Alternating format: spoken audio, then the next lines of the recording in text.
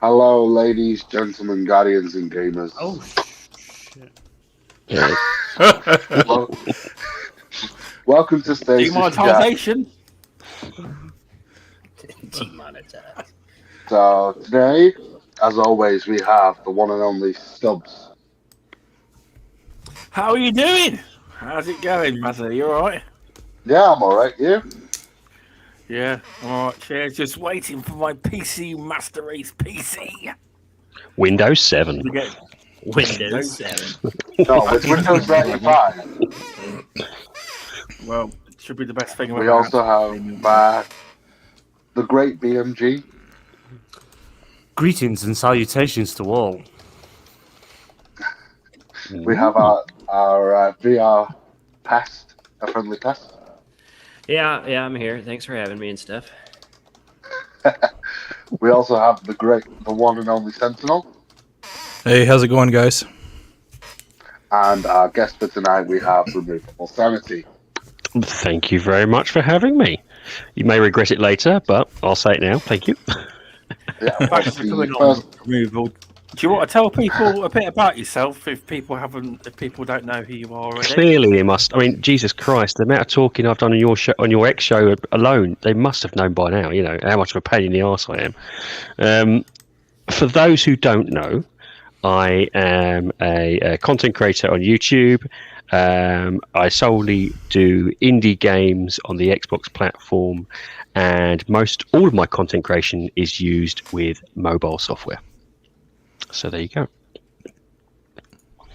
That's amazing to hear. So, yeah, first question of the night. What's everyone been playing?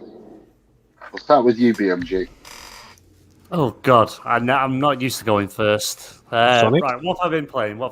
Well, mainly this week this week we're only Monday. Mainly through the week I've been playing the game of the year for mobile, which is Marvel Snap, which is an absolutely amazing game. I am trying to convert as many people as possible over. I've converted Stubbs. Stubbs has seen the light. Once you go Marvel, there is no other rival. Again, amazing game, simple to pick up and use. You're not trying to get conned out your money. You can literally earn everything quite fairly through the game, and you can't pay to win. So I highly recommend playing it. Make sure you download it now. Hashtag Marvel Snap. Hashtag awesome. I jumped into last night a bit of WWE 2K22 with I'm a Ghostbuster Ash. We did some online play. Absolutely kicked ass. We're retired as champions, before we got beat. A good game. Actually plays quite well online, looks good, runs smoothly. Depending on your opponent's signal, you can have a bit of lag in there, but it's still playable. What else did I play? I jumped back into Star Wars Battlefront 2. Oh, I love that game. All-out warfare, supremacy. It's just awesome. Really, really enjoying jumping back into that. But that's pretty much it for me at the moment. By the way, can we add the hashtag Marvel? Please pay us. And the affiliate link for BMG, so you get some cash out. Best mobile game on the planet. You can't go wrong. Like, remember, people, once you go Marvel, there is no other rival. Wow. I don't think that sounds as cool as you think it does, maybe. You know what I mean? Right. If I wear sunglasses when I say it, I look cool. Or a mugger, because I've got. I think it's worth a shot if you want to turn the camera on. I mean, we could look at this.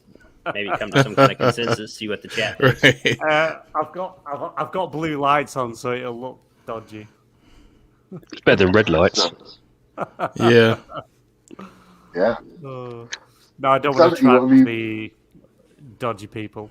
Tell me, what have you been playing? Grand Theft Auto 5, pretty much. Just waiting for GTA 6. I finished the live stream on YouTube, been having some issues with connectivity with PS5. Probably my Wi-Fi. I use Ethernet for my Xbox, so I never have that issue.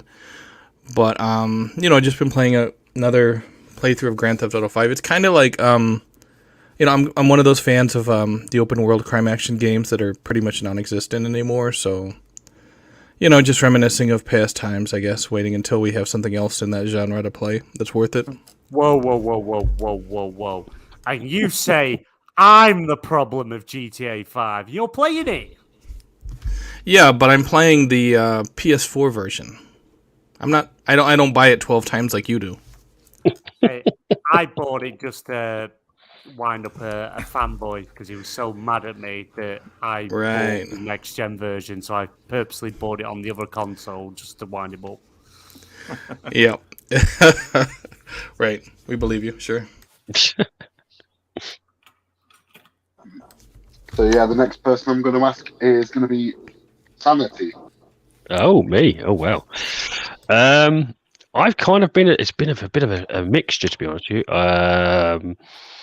I have been currently. I literally just had a bit of a spout with Mass Effect 3's multiplayer, which ironically you can't do on the Legendary Edition. And I literally jumped in straight into a multiplayer match straight away. I mean, Jesus, the original game when it was launched was about, what is it, 10 years now? Is it 8, 9, 10? Yeah. I think so. And the multiplayer is still, in 3 hours, I never not got a match. So it's still going. It's still going pretty heavy. Apart from that, I've been playing a little bit of the old Callisto project, and also Soul Hackers 2. Two very different games at the moment, but yeah, that's been quite very enjoyable. It's a shame that when they re-released the Mass Effect trilogy, the Legendary Edition, again, amazing games. They've done EA have actually done an amazing job. Games play beautiful, look beautiful. They've cut out a lot of the stuff with loading screens and things, and brilliant. Absolutely love it. I played through it, and it was great to go back to it. I'm not one to really go back to games after I finish them, but with what they did with it, it was one of them that it was a day one buy for me. But again, it's a shame that they didn't include the multiplayer in the for Mass Effect 3 in the. It also, I think, edition. missed out 2 DLCs as well, if I remember correctly, which was a bit of a shame. Okay, those DLCs weren't, I wouldn't say the top tier DLCs of the Mass Effect trilogy, but they did still bring some lore into it. As for the multiplayer, I mean, Jesus, there's 60 characters from the entire lore itself, all different aliens that you can play as with various different abilities. It is a fantastic game, and I kind of thought, well, do you know what? Am I kind of nostalgic?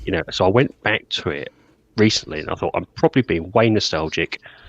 I'm probably looking through, the older nostalgia glasses, and to be honest with you, I wasn't. It is still as fun as it was then as it was today, and when I lost 3 hours, I realised. It is like shit. 3 hours has gone. Whoops. There we go. So yeah, it's a shame it wasn't brought back. I don't know why. I don't really know why that was the case. Especially as it was almost felt like it was when it first came out. Many people really had a go at EA for it because they thought it was like a bit of a tagged on element. They thought it was a bit of and they actually did say it's like this is a bit of a fast. Because EA basically pushed BioWare to do it. They basically said, look, this is a bit of a fast thing. It's not perfect. And they just literally, over time, they upgrade it, and it is a fantastic multiplayer. I would argue one of the better multiplayers of our time. But it's just a shame that not more people can play it and enjoy it. It's like, yeah. Was it Mass Effect 1 that they couldn't do one of the DLCs for because they lost the code? I did hear something like I think it was Mass Effect 1, and was it Mass Effect 2 as well? There was another one. I think it was 2. And do you know what? I used to know the actual names of them. But I think you're right. I think one is definitely Mass Effect 1 because they may have lost the code. But there was one in 2 as well, and I don't know if it was something to do with rights. So there's like, you know what? It's probably too expensive. We'll just leave it. Yeah. But it did well, though. It actually did well, like sales-wise, commercially. It actually did really well. Yeah. And the fact now they've included it in Xbox Game Pass as well, which gives a lot of people more access to it, which is awesome. But it was one of them games that I wanted to buy. I wanted to have it, not just have it for a limited time. But I really thoroughly enjoyed going back and playing the trilogy, and I literally just played the trilogy, all 3 games back to back. And yeah. What I did notice was the Legendary Edition versus the original Collector's Edition. I was like, wow, how times have changed. I actually opened up because I've got the Mass Effect 3 Collector's Edition, and there's a lot of stuff in there. You got the art book, you got the manual, you got stickers, you got a badge, you got posters, you got cards. I was like, this is something that CD Projekt Red would do. Yeah. It was like, Jesus, there's a lot here. Like, I can't remember what I paid for it. Probably a lot, no my luck. But it was like, metal case as well, obviously. Also, DLC for other games like The Reckoning. Yes, there was. Yeah, I remember that. Yeah, it was a bit of a weird one, them shoving that in there. Yeah, have this as well. Have access to this. Why not? Yeah. It was like, The Reckoning. You've got some DLC for this. You've got the Mass Effect armor for that game as well. And I'm like, Jesus, it's it was quite surprising to see how much it was. Yeah, and it crossed over with was it Dragon Age Inquisition? Dragon Age Inquisition. Was it that one or the second one? Yeah, I can't remember. It was the latest one or the one before it. And you got all that. I think it was the second one. Yes, you got the Mass Effect armor. Yes. That was awesome. Yeah, sorry, anime. Definitely.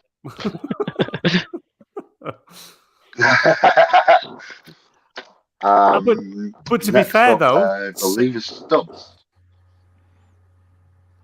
Go ahead, BMG. No, I was just going to say Sentinel as well. He's a big Mass Effect guy as well. He's you've just done the trilogy, haven't you? Back to back on the Legendary Edition. Yeah.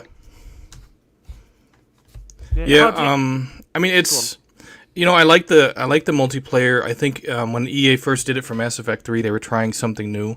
So basically, where you had to balance your time between the campaign and trying out the multiplayer, I was surprised also that it was not in the Legendary Edition, but I kind of get why, because the problem obviously with playing a multiplayer game and tying part of your progress to it is eventually those servers are going to go down. You want your game to be able to be played without having to log into a server, especially a multiplayer server. So it's like I was kind of disappointed when they didn't put multiplayer in the Legendary Edition, but I get it. It's just one of those things. Yeah, but surely though they could have upgraded from the original, because obviously they've got the servers up and running already. Surely they could have somehow integrated that into the Legendary Edition, even if you were playing the multiplayer on like backwards compatibility type situation. They could give it away free as a an added or an update for all those who purchased, because essentially you're getting all 3 games, $60. Yeah, there's tons of DLC, but kind of as a show of like a good faith move. EA could, upgrade that and release it free for all the people that did purchase the Legendary Edition. And it's not as if the servers aren't still active, because they're still really active. I was surprised, like, Jesus Christ, it's still going. Yeah, that's like Battlefield 4. You can still jump into rounds, and even though Battlefield 4 came out around the same time that Mass Effect 3 did. If a game's popular, it's going to stick around. But you look at games like Mag for the PlayStation, that it was multiplayer only. Tons of people loved it, but eventually PlayStation just shut off the servers, and now the game's unplayable. So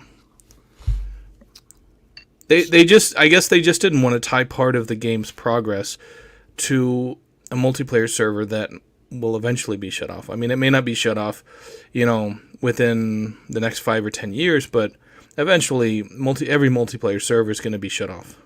I would have thought to be honest, they could have broke that part so that should, because when you play the multiplayer, every match gives you 5% to your overview of the world or universe that you're playing in.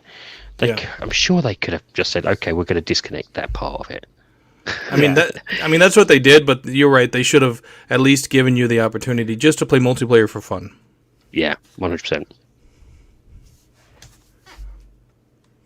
Sorry, anime. Kind of led us astray So there.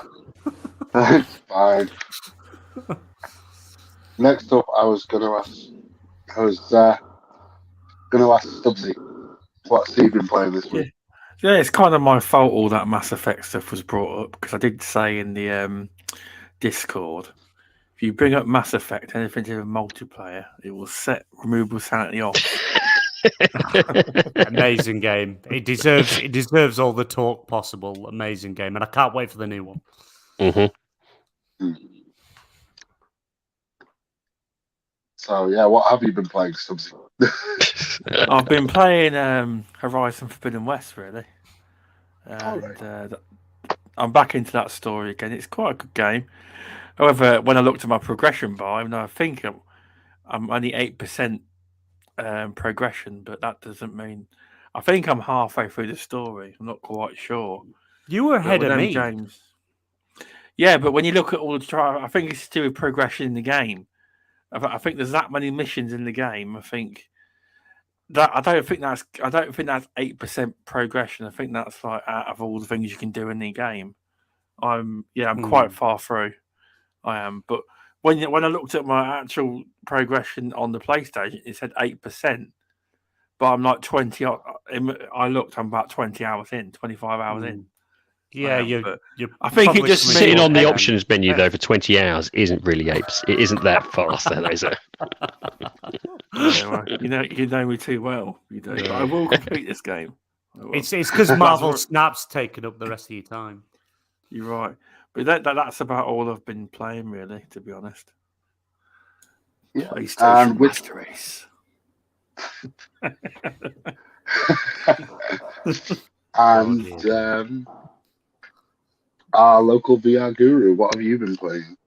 You know, I really stepped out of character this week, and I've played a bunch of VR games. My normal rotation of content creation stuff I've been playing, which has been fine. But I've really fallen in love with this VR boxing game called Thrill of the Fight, and I've been using it half for exercise because I'm trying to get in shape this year. I've got goals to run marathons and stuff, and the cardio is amazing.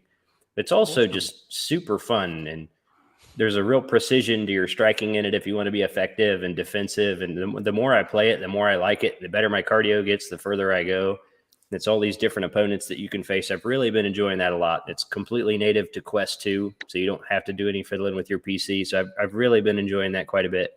And then I've also been playing quite a bit of retro games, PlayStation 1, Nintendo 64, and even Sega Genesis.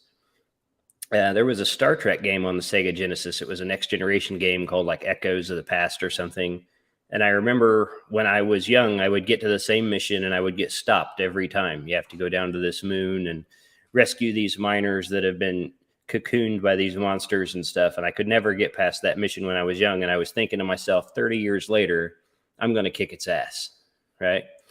And I'll be damned if I'm not stopped again. Like I'm not convinced I could get past that mission with a walkthrough. It is so impossibly difficult, and everything up to that point was fairly reasonable. I don't understand, but it is what it is. But that's been my week.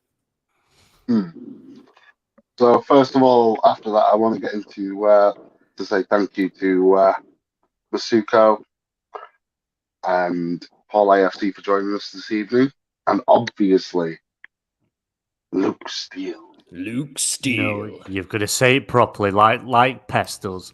Luke Steele. The Steel of Luke. Yeah, just want to say as well, Luke, I hope your wife recovers soon because she does have COVID. I hope because Luke was meant to go away on holiday. Hope she does recover soon, and all our thoughts with you and your family, mate. Yeah. Yeah, hopefully a mild case. Yeah. Hopefully. So I want to get this one out of the way as soon as possible. The first topic. Whoa. Let's just hold the phone there. Well, you've asked, for once, you didn't leave Pest out, which you'd leave out every week, which makes a change. But what have you been playing? You haven't told us what you've been playing. Me, I have been playing zombies because I am still without proper internet. Well, that was exciting. Let's move on.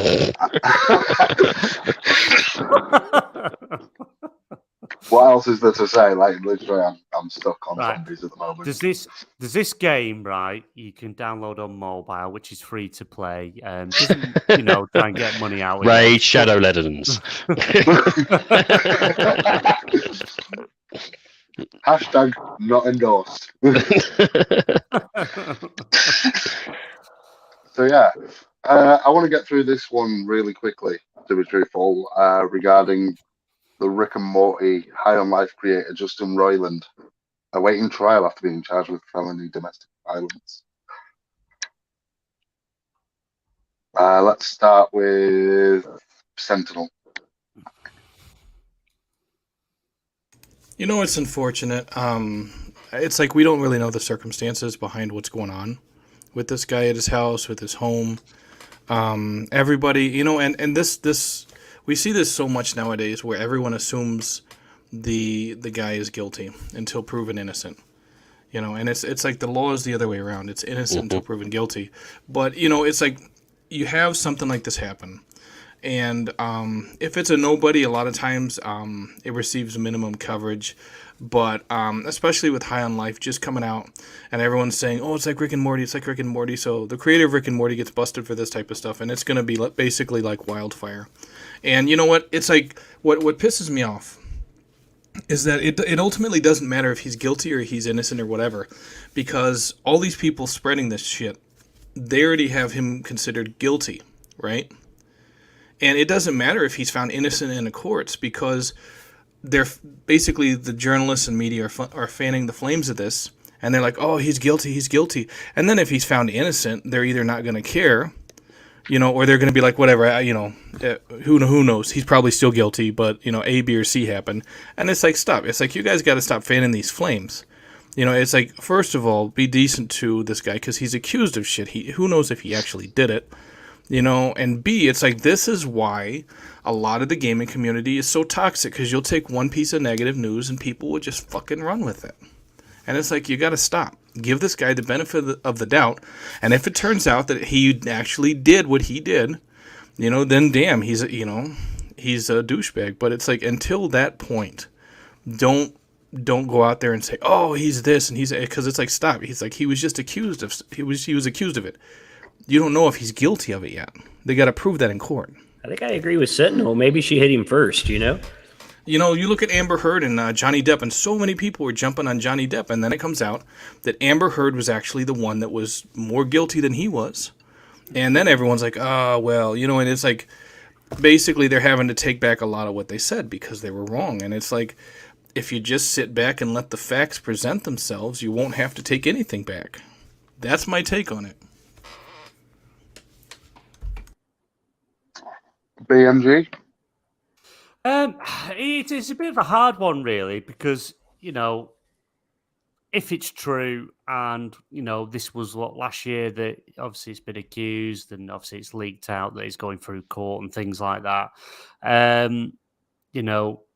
Personally, there is no excuse to hit a woman ever. Especially, when you're in a high profile like he is, it's career damaging. This could even, it's the phrase that mud sticks. Even if it doesn't end up being true, this could damage prospects in the future. But yeah, I do agree. It's got to go through court. He's got to be proven guilty, and if he is, then he's going to have to answer for that. If not, there's going to be a lot of people that are going to owe him an apology. But again, as Sentinel said, Pest said, we don't know the circumstances. We don't know if he was assaulted first and he's reacted, defended himself. We don't know. We really don't know.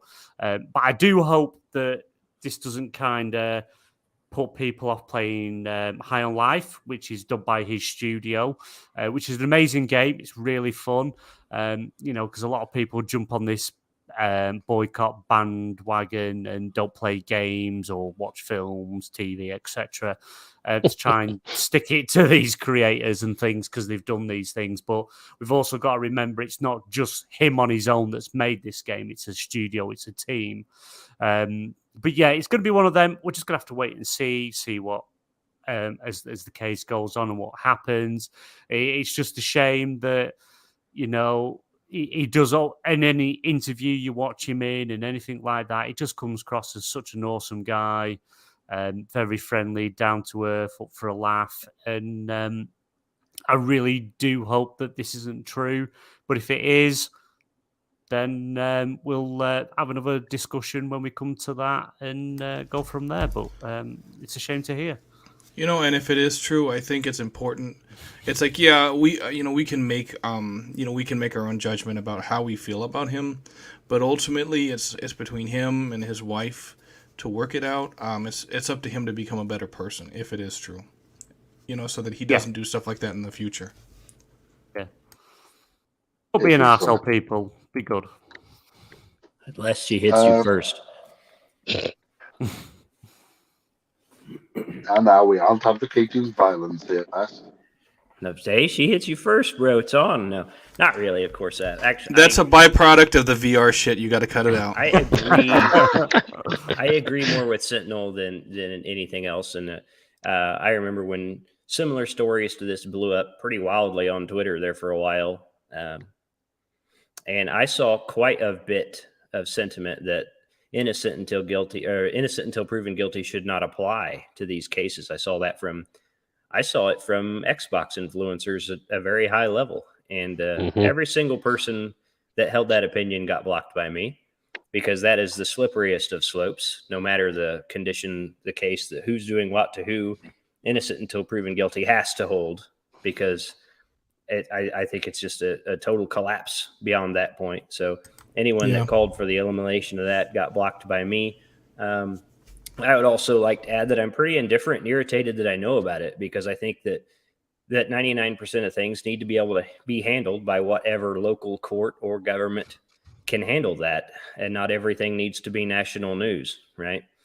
I'm not the kind of person that tries to figure out every developer that had their hands on any game that I'm going to play so that I can morally agree with every single one of them if I'm going to support their game. Like, obviously, if you've got a developer that's gone off the deep end and stands together under some kind of policies that are really upsetting, of course, I'm not going to support that game. But I'm irritated. I know about it. Otherwise, I agree entirely with Sentinel. And I guess removable sanity. Yeah, I guess I'm very going to sound similar to everybody else. For me, I'm indifferent to it. It's at this stage as it is. There are no facts. If he's found guilty, then he gets punished. If he's not found guilty and she's lied, then she should be punished. To be honest with you, I'm not one of these people. I guess I can use critical thinking to separate the creator from the content. You know, I've been able to do that numerous times with numerous different products.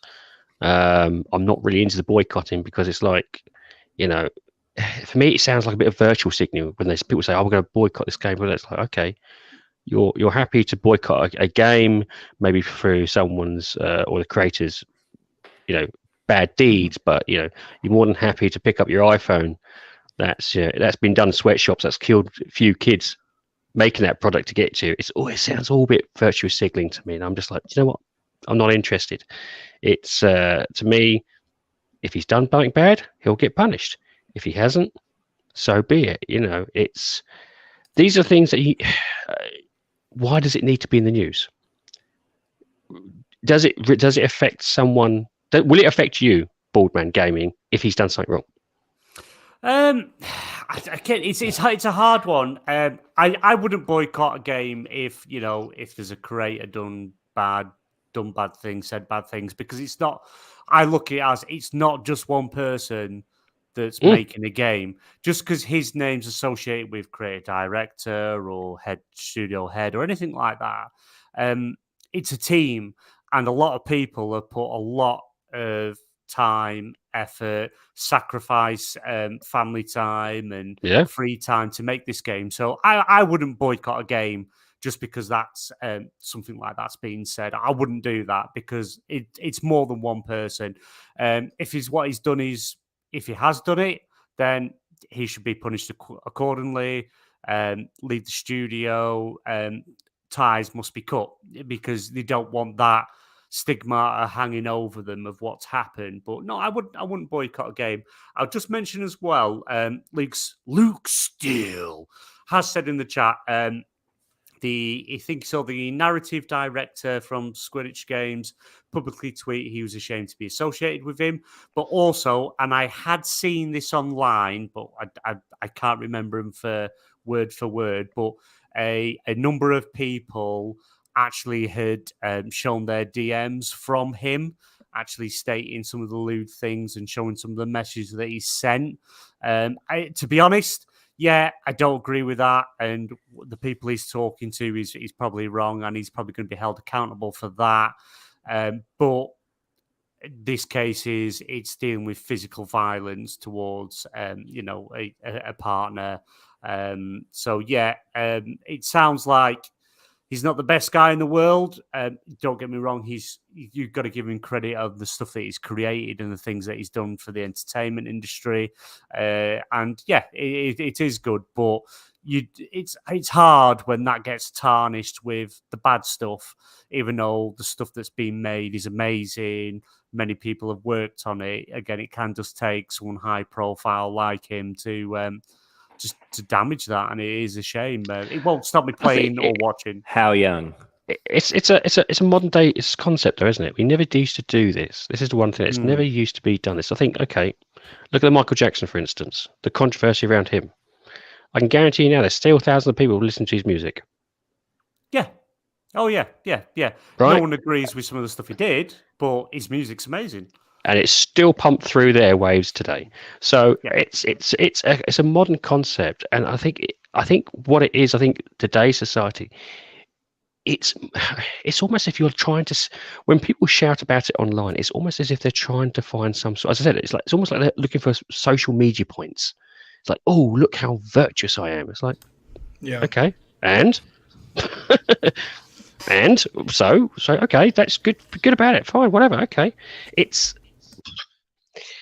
I don't know. It's just one of these things. It's a modern day concept that, as an old fart, I just can't understand. I can just separate the content from the creator.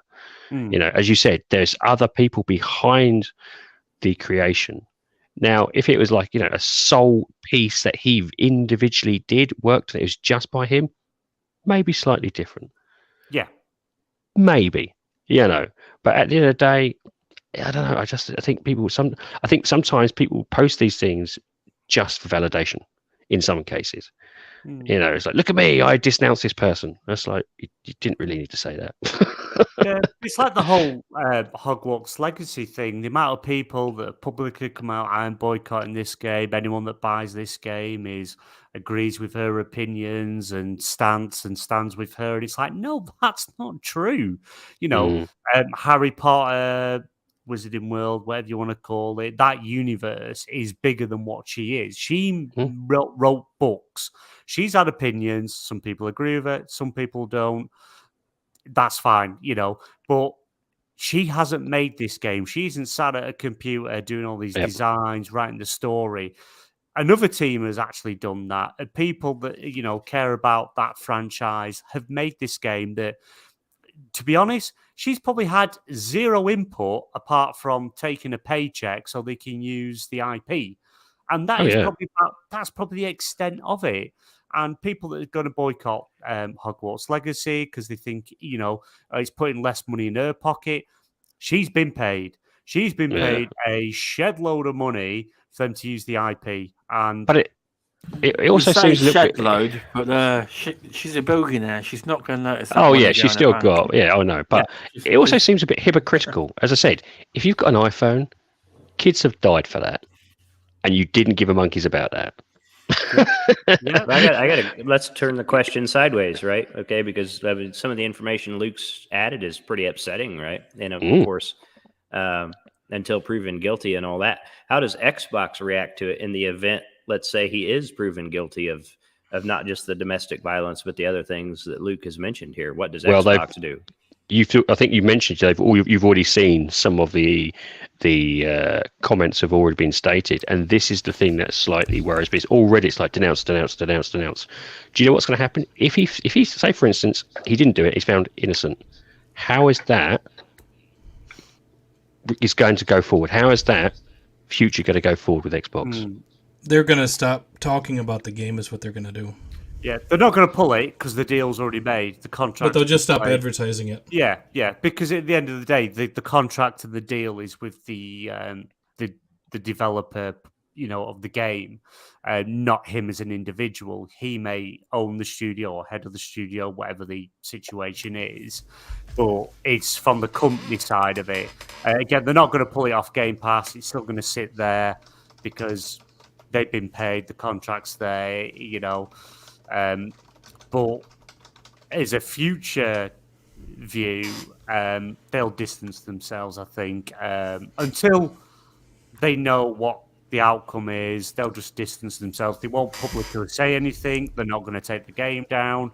I do kind of wonder if they're going to do what Destiny did to Peter Dinklage and just replace his voice altogether. Big mistake that was. Because I don't know why Destiny did it, but I'm saying it's been done before in games. So if tons of this stuff comes out and it's seriously detrimental, it's not completely unheard of for them to replace his every line that he ever did, have another voice actor do it, and then you just release an update that replaces everything. The trouble is, the IP is owned by him, though, isn't it? Yeah. It's a slight difference. It's like, in that instance, if he's done something wrong, they should. If you were logical, I know this is not the case for PR people. You'd say we denounce the individual, not the company. Yeah. That would be the logical response. But as Friendly Pest has already announced, certain people have already said they're tying the person and the product together, which is the worst move possible. Yeah. Because it's cutting your nose off to spite your face. Yeah. A little bit. Well, it's not like it's the official position of Squanch Games to support whatever alleged behavior we're talking about here, right? No. Where I think in a lot of times when you do see product boycotts, it has more to do with the official position of a company and the size of the company. Also, it's like with the iPhone, Android thing, a lot of people are able to separate the reality of that situation from their day-to-day lives. I don't use an iPhone. Yeah, well, this is the thing. I can understand if it's a big thing, like, oh, it's a car. Okay, clearly you're going to need a car. If it's like, some sort of washing machine and it's from a China or something, clearly you need a washing machine. Those I can understand where you can't really do much about it because those are bigger things than what you're paying for. But say your Nike trainers or your iPhone or a particular. Those things you can make if you're virtuous and you want to keep this virtuous persona up, fine. Then you can say I'm going to boycott them as well. But it always confuses me. It's like someone's done something minor, and a product you're boycotting, but then you look at products that have done something horrendous, but it's still in your back pocket, and you could easily just not use that product or not pay for that product. So it's a little bit of a weird. For me, in my head, and maybe I'm wrong, it just seems a little bit of a weird tolerance. You're happy for a product that's probably hurt people, but someone else hurting someone else or someone's opinions. Oof, that's way too much. And it's like that's a little bit weird. But I also think luxury items are one of the easiest things if you want to vote with your wallet, right? Because that's what it comes down to. If you want to vote with your wallet for things you agree with. Something like a video game is the easiest thing in the world to abstain from. Mm-hmm. But again, I'm pretty indifferent while it remains just an accusation. But if some of this stuff is true, I think they're going to have to make some adjustments. That's going to be hugely damaging. What, to the actual product or to a statement or? Yeah, I don't know what the answer is there, but I think Squanch Games will have to distance themselves from him somehow, because in this day and age, big companies are not going to want to do business with him. Well, it'll be similar to is it Bethesda? Is it Bethesda the deal? What was it? Bethesda. I'm trying to think of the company that Microsoft bought that one of the top guys. Kotick. Minecraft. Yes. Mojang. Minecraft. Yeah. I think it's probably Kotick. I think it was. I was talking about it, where they basically paid him off, get him out of the company, and then take over the company. Yeah. and that's the only other way of dealing with it. It's Well, interesting though how with much Bobby- of the Go ahead. Well, with Bobby Kotick though, it was different because like there was all this proof of wrongdoing, and the Activision board of directors said, you know what, we don't believe in this proof, and we're not going to remove him. We're going to keep him as his role. So it's like the only way to do right by the developers who work for Activision was for Microsoft to acquire them and remove him that way, because otherwise he was going to stay around, even though there's proof that he did wrong. Oh yeah. I mean, for the other company, does he own the entirety of the shares, or is he just a board of directors stroke CEO? Do we know? I think he's just the CEO. I'm not sure. Just in Roland. I was thinking, does he actually own the company, or like say, is he just like own part of it? Because I was going to say, if he only owns part of it, they'll slowly push him out over however they're going to do it. But if he solely owns the company, I think that would be the end of Quidditch Games, if I'm honest. Unless, of course, Microsoft buys him out and then just goes, look, nothing personal. Do the right thing for the rest of your team. Sell it to us. Goodbye. Yeah. Sell it to us or pay your penance by letting a mule kick you in the nuts. That'll work. Well, let's see if I can find it.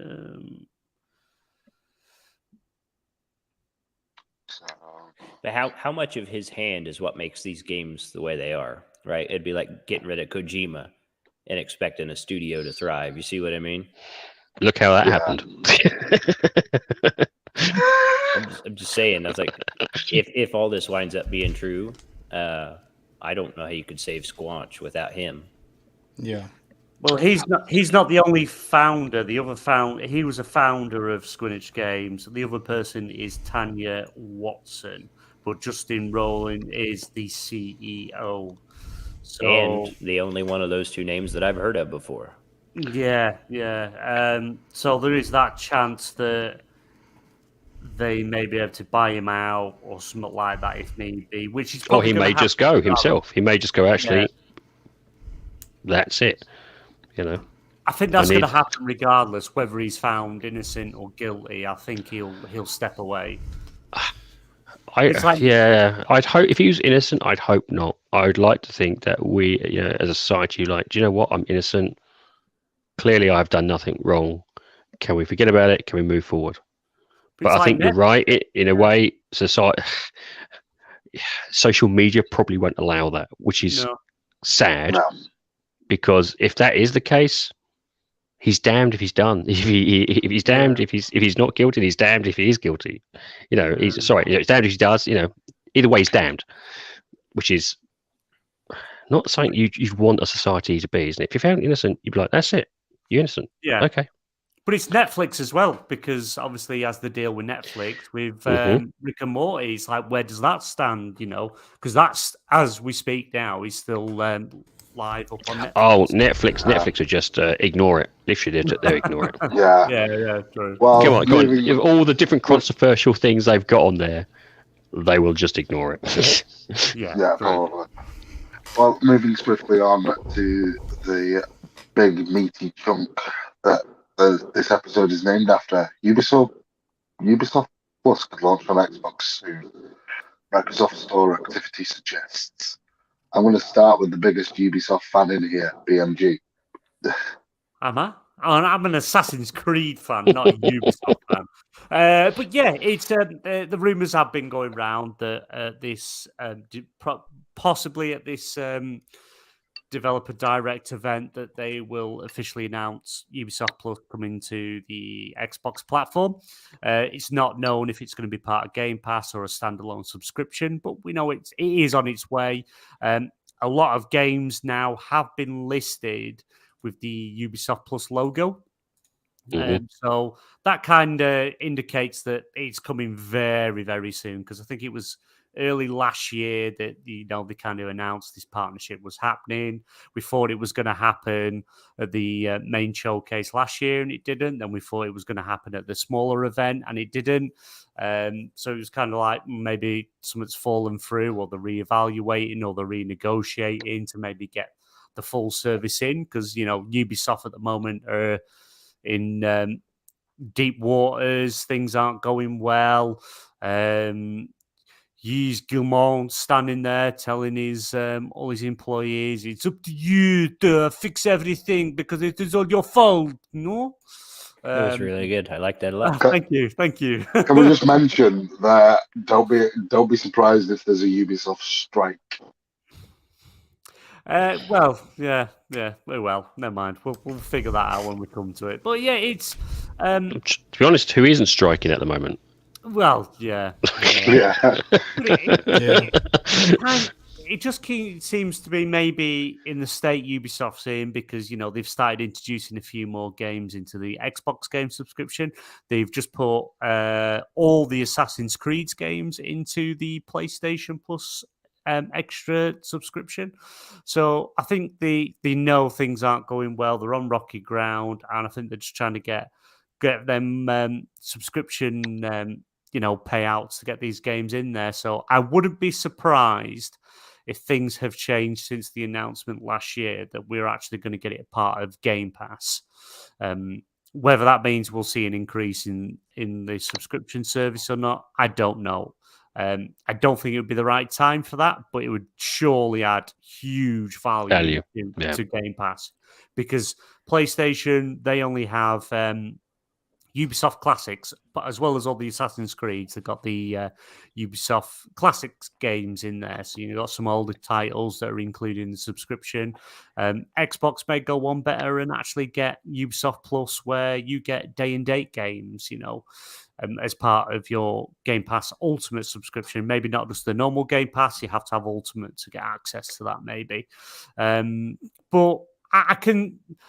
It's hard because Aaron Greenberg's come out and said, look, these are the games we're showing. The leaks have been going around left, right, and centre about we're going to get release dates for all the games announced. We know Starfield's not going to be there. It's going to have its own show. But I do think, even though we haven't had the runtime or anything like that, I do think we're going to get that one more thing, and it's going to be Ubisoft Plus coming to Game Pass Ultimate first part, all the games day and day on release. So, yeah, I think it's a huge possibility. I think it's going to happen. I hope it happens because I do like Ubisoft games. As everyone knows, I'm a huge Assassin's Creed fan. Played them all, love the lore, even though the lore's up and down and it's quite hard to actually keep it coherent. But, and they've got a lot of improvements to do on their other IPs. We know they've cancelled, I think it's over the past year, I think it's now up to 7 games that were in active development that have been cancelled, 3 or 4 just recently. But they need to do something to turn around, and I think this might help, get some more players into games, get that big chunk of money to invest in more games. So, yeah, I think we are going to get this announcement at this Developer Direct. I think it's another 25th. Yeah, 20, Wednesday the 25th. In the UK, I think it's 8 p.m. GMT in the UK. Over on the XBN network, we are going to be live streaming it. I would be absolutely shocked if that announcement happened at that 25th Developer Direct. It may even be a blog post. They may just do it as a blog post or as a tweet, and that's it. They've done a lot of stuff. Look how they announced the Xbox Series S. That was in a tweet because the leaks were coming out, and they just did it in a tweet and a blog post, and that was it. It was done. So it was quite possibly it could be that way. But when you're only showing a couple of games, knowing that people want more, it would just give that extra hype and that extra, hopefully, subscription boost into Game Pass. Yeah. So, Stubbs, do you have any ideas on this? Well, not PlayStation. Ubisoft Plus is. I mean, I don't. It's not something I would want, and I'll be honest. The majority, even BMG might tell you, the majority of people that play Ubisoft games have already got the content. I mean, they're always forever putting their games on sale. They're always on sale. The games are. I don't see what benefit it's going to bring anyone on Xbox. even if you put it in Game Pass, it's not going to. Microsoft and Ubisoft are not going to come to a deal because Ubisoft will want far too much money for day and date. I don't see any benefit to it. It's a waste of time putting it on the console, really. You think Because- you say that, because but EA what's because it releasing can't next be- in a couple of months? Yeah, Assassin's it can't Creed be Mirage. compared. But fair enough. That'll be worth it. But it's not like EA Play situation because EA Play was a service that cost £20, so they probably come to a deal with EA. Probably bonded it out to either a couple of quid or £5 per user of subscriptions of what they've got in Game Pass. I don't know. I think Ubisoft Plus is like 10 to 15 quid a month. It's expensive. They're not going to come to a deal like that. Mirage, you might as well just buy fucking Mirage. You might as well just buy Mirage because that's one game. They've not got many more coming out, have they? Really? Or am I wrong? No, have they got any more coming out this year? We don't really know. We only know Mirage is guaranteed this year. Skull and Bones has been delayed into whenever, to Oblivion more likely. But it's that I know there's a lot of people, especially avid gamers, people that do it, game quite a lot. I've probably played most of their content, but there is also that big, huge selection of people that haven't done that or haven't got the money to buy these, £70, $70 Us poor people. games. Yes, us poor people. But if you could get, I know we're saying, they might not come to a deal, but I think Xbox would be willing to spend the money, take the loss to get more people into Game Pass. Because you've got to remember now, I know both PlayStation, both Xbox, they're both saying they're not in competition. Their subscription services are completely different, but they are competing. They are trying to get the better content and get more subscribers. Xbox, Microsoft can afford to take the loss to get the better content to get more people over. They are going to take a loss and it's going to cost them, but I think it's a possibility that it's going to happen just to bump up them subscribers. And don't forget, you've got so much people that are in Xbox Gold only that may play Ubisoft games that might actually give them that extra nudge to get them to subscribe to Game Pass. It's a possibility. Also, you've got to remember that maybe the Ubisoft games will then have slight updates. Yeah. So it tweaks to it, like your 4K, 60 frames per second, your different variations, they'll put something in there. Whether or not, I am kind of dubious whether it'll go down it's part of Game Pass or do an EA thing where you just subscribe to the EA version of Ubisoft, if that makes sense. Where you'll get a continuous deal just by buying their games. Both would still help Game Pass, regardless if it's directly into Game Pass or it's a Ubisoft's version of the EA deal. From what as BMG is saying, from what I'm hearing, financially, it may not be a case of they want too much. It may be a case of they need something regardless. They may not like the deal, but at this stage, financially, they may be to the point where they're like, we have to take the deal. Let's say we put that in for 3 years, guarantee it for 3 years, get the money we can from Xbox, funnel that money into new IPs, and then look at that deal later on. It could be that they're in that not dire straits, but they're in that position. It's like projections not looking so good. How do we kind of weather this water at the moment? So it could be a benefit to them in the long term, and then they'll just maybe amend the deal 3 or 4 years down the line. If they did that, though, I would say that you're looking at an E3 time announcement. I don't think it's coming anytime soon. It'll be a showcase, Xbox showcase. That's something big for them. You don't want to keep this developer showcase is literally for the deep dives.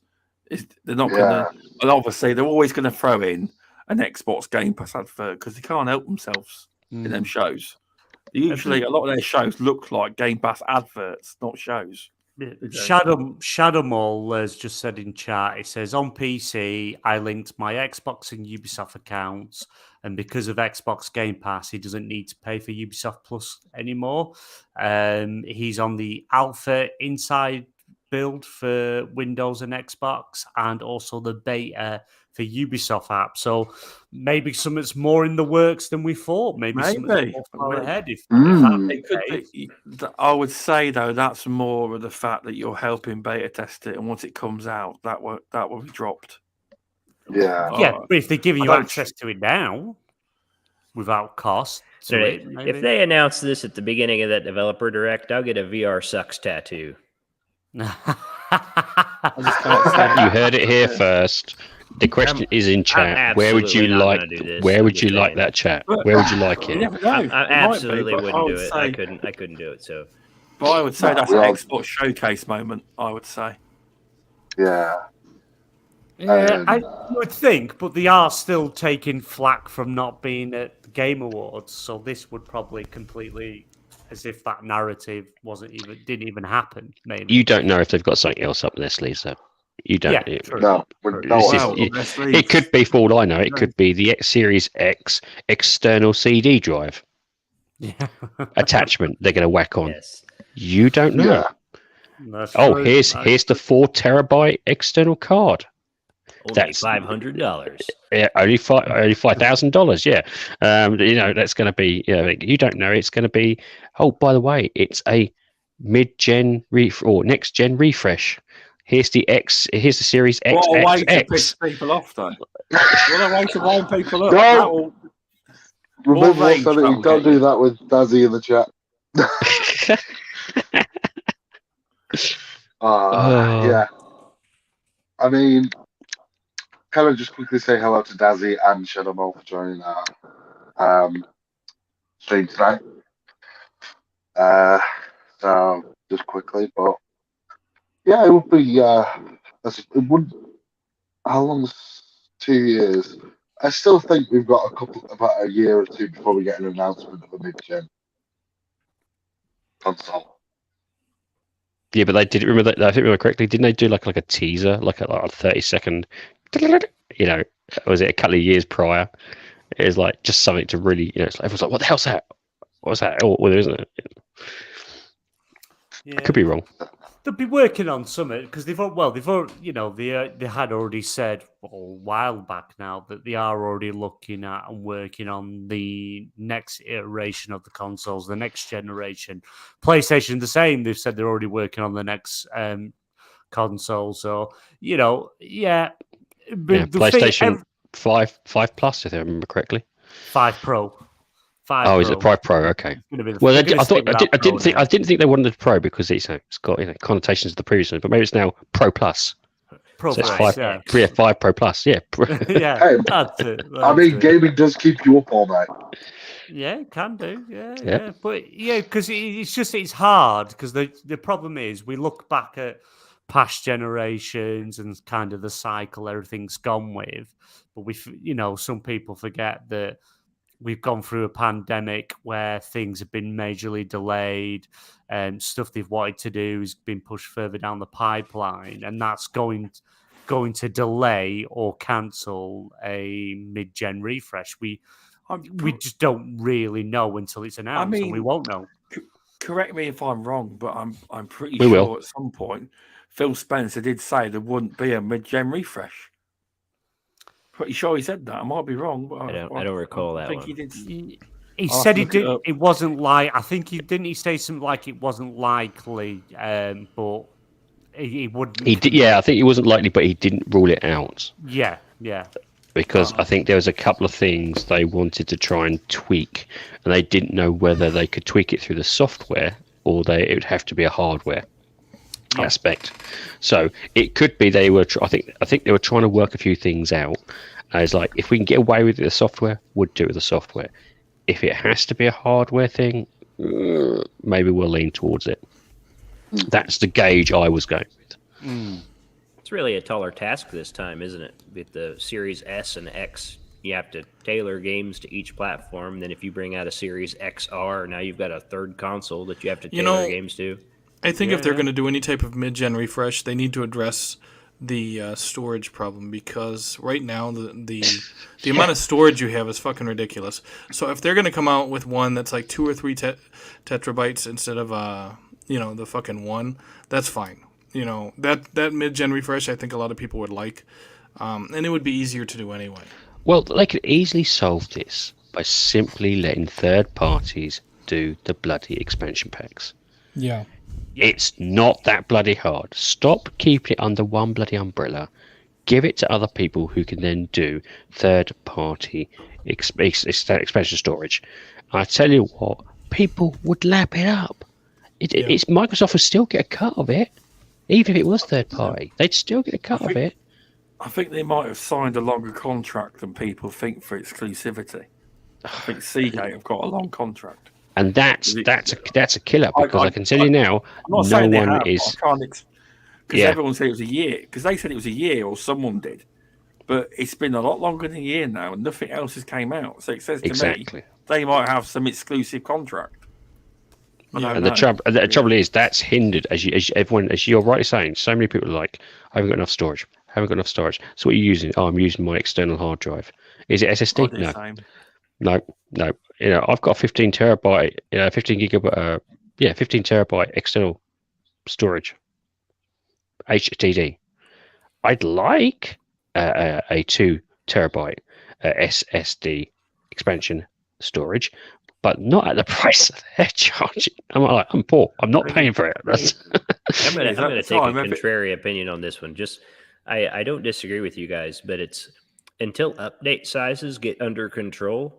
I'm okay with the 1 terabyte size, just because the updates alone will drive my bandwidth to my limits per month, just because these developers keep releasing these huge patches. So having more space that wouldn't be in cold storage like the external mechanical I currently use really wouldn't be to my benefit. I would just have to install less games, or I'd run out of internet every month. Yeah, but a lot of these games are getting bigger and bigger. You look at Call of Duty. What is it, like 250 gigabytes? I mean, it's like you got like 3 of these games. That's going to eat up a 1 terabyte fast. So you need that extra space, whether you're going to use it or not. Because also you've got to remember, it's not just it's not what they're doing now and what eats up a lot of storage. It's your 4K and your variable refresh rate and your tropic filtering. What's it called? My brain's going. Oh God, what's the latest thing at the moment in terms of graphical fidelity? Oh, ray tracing. Ray tracing. That's it. Ray tracing. Yeah, ray tracing itself can kill a PC in terms of just the load and the story and the actual data itself. I remember seeing something from Digital Foundry, and they're saying, I think it was Minecraft. They said, here is this. They put it at the top tier ray tracing, and it was running at 20 frames per second. It's like it literally just dropped this thing like a brick. They said it looks amazing, but there's the data and the load is just horrendous. So they said it's going to have to be like a combination of ray tracing and then different software tracing tweaks to try and get around it. So if you're bringing, and how many games now have ray tracing? They're throwing in a lot of games now, aren't they? They're like, oh, here's the 4K, here's the ray tracing, and you just look at it, it's like, Jesus Christ, that's like double to gigabytes. I don't think the post processing effects and ray tracing and stuff like that actually affect how much space it takes on the drive, but the high resolution textures absolutely do. Well, you look at like Grand Theft Auto 6, that it's on everyone's radar, and we know Rockstar Games they're well known for pushing the envelope. Imagine how big that game by itself is going to be. You're talking maybe 500 gigabytes when it comes out in 2 years. It's going to be huge. Yeah. And Paul raises a good point there in the comments. DLSS 3 can solve some of these issues. He's right. AMD has a competitor to this as well. But what it'll do is run the game at a lower native resolution and then upscale. So That's as right, these yes. technologies get better, you get the sharp picture and you don't need the massive textures. So, but everybody still prefers native. So, I mean, as these technologies mature, that's going to help out with storage. I think compression and decompression, things like that, need to pick up. There's a lot of room for improvement in these ways. Well, a lot of things now it's a combination now, isn't it, of native and upscaling. So you'll see, like, I don't know, it's 4K for the cutscenes, maybe drops down to 1080p with upscaling during the gameplay to make sure it runs a little bit faster. Then it's I think it's like up or down, isn't it, depending on how the developers utilize the tools. Yeah. Yeah, what I've just read in chat from Luke Steele, it must be demanding, and he's got a beast rig. He's put ray tracing is definitely very demanding, but depends on the game. Portal RTX, for example, runs at less than 60 frames per second on his rig if I go native res. Then again, that is the path of ray tracing, which is the truest form of ray tracing there is. This guy's got a 4090. He's got a beast rig. Well, and this title he's talking about it's you. a showcase for what ray tracing can be with the latest hardware. You know what I mean? It's good. Sorry, go on. What I was going to say was, I think a lot of people are preferring to go smoother than better looking now. So we're at that point in graphics where it's really good, no matter what. But so long as it goes fast. Yeah, it's true. But speaking of graphics, I think Pest has got an update from us from last week on the NVIDIA. Was it NVIDIA? Oh, the GeForce Now thing we mentioned last week. Yeah, I tried it. And I've got it pulled up right here. They have 3 tiers currently to the service. There's a free tier. I use that. Gives you access to a basic rig, standard access to gaming servers, and 1 hour maximum session lengths. And when you pick the game you want to play, you kind of have to wait your turn for a server. And then I played I can't remember the name of it now. It was kind of a cyberpunk, but you had a sword. It was very fast response type game. And for the first time ever playing a cloud-based game, you could have convinced me that it was running natively. Yeah, and without doubt. I have never played a cloud-based game where that was the case before.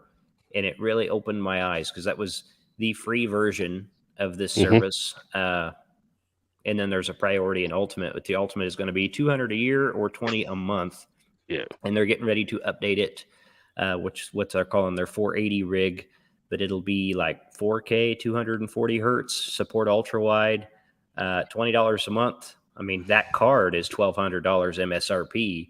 If you paid for the yearly service, that's 6 years of this card. You can't build a system for the price of the service, and the latency really impressed me a lot. It is absolutely good. I actually jumped in when they were doing the test, the beta, and I played the Xbox Cloud and I played GeForce Now side by side, and GeForce Now was totally much better than the Xbox Cloud system. Don't get me wrong, Xbox Cloud is good, but GeForce Now was, as you said, it was smooth as anything. It was like, Jesus, this is, as a cloud-based game, I was playing Destiny at the time. It's like, this is just smooth.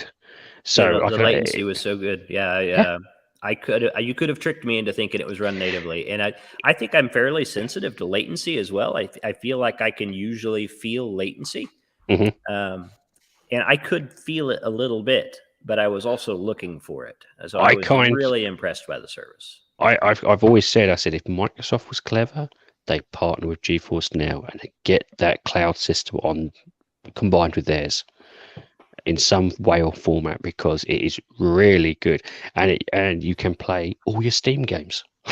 Yep, you can link your Epic account, your Ubisoft account, and your Steam account. Everything.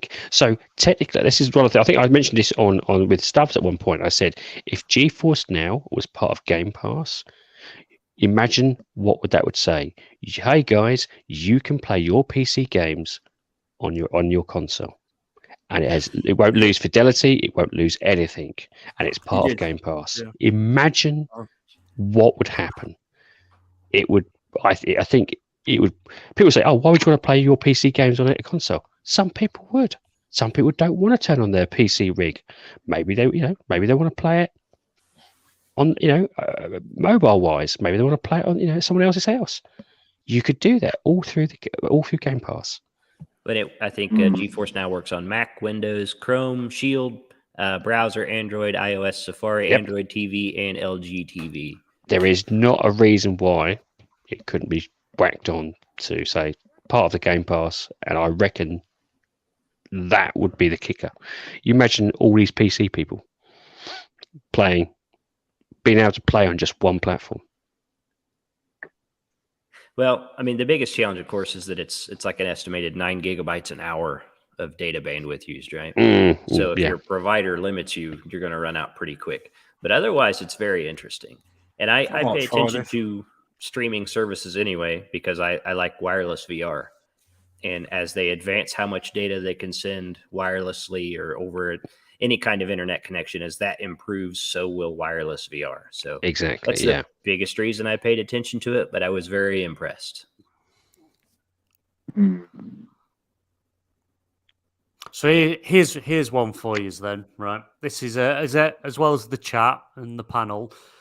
If you had a choice, you could rather be PC Master Race or X console based only. And when I say on the PC side, you were not allowed to play Xbox or PlayStation games, just only third party and whatever's exclusive to PC.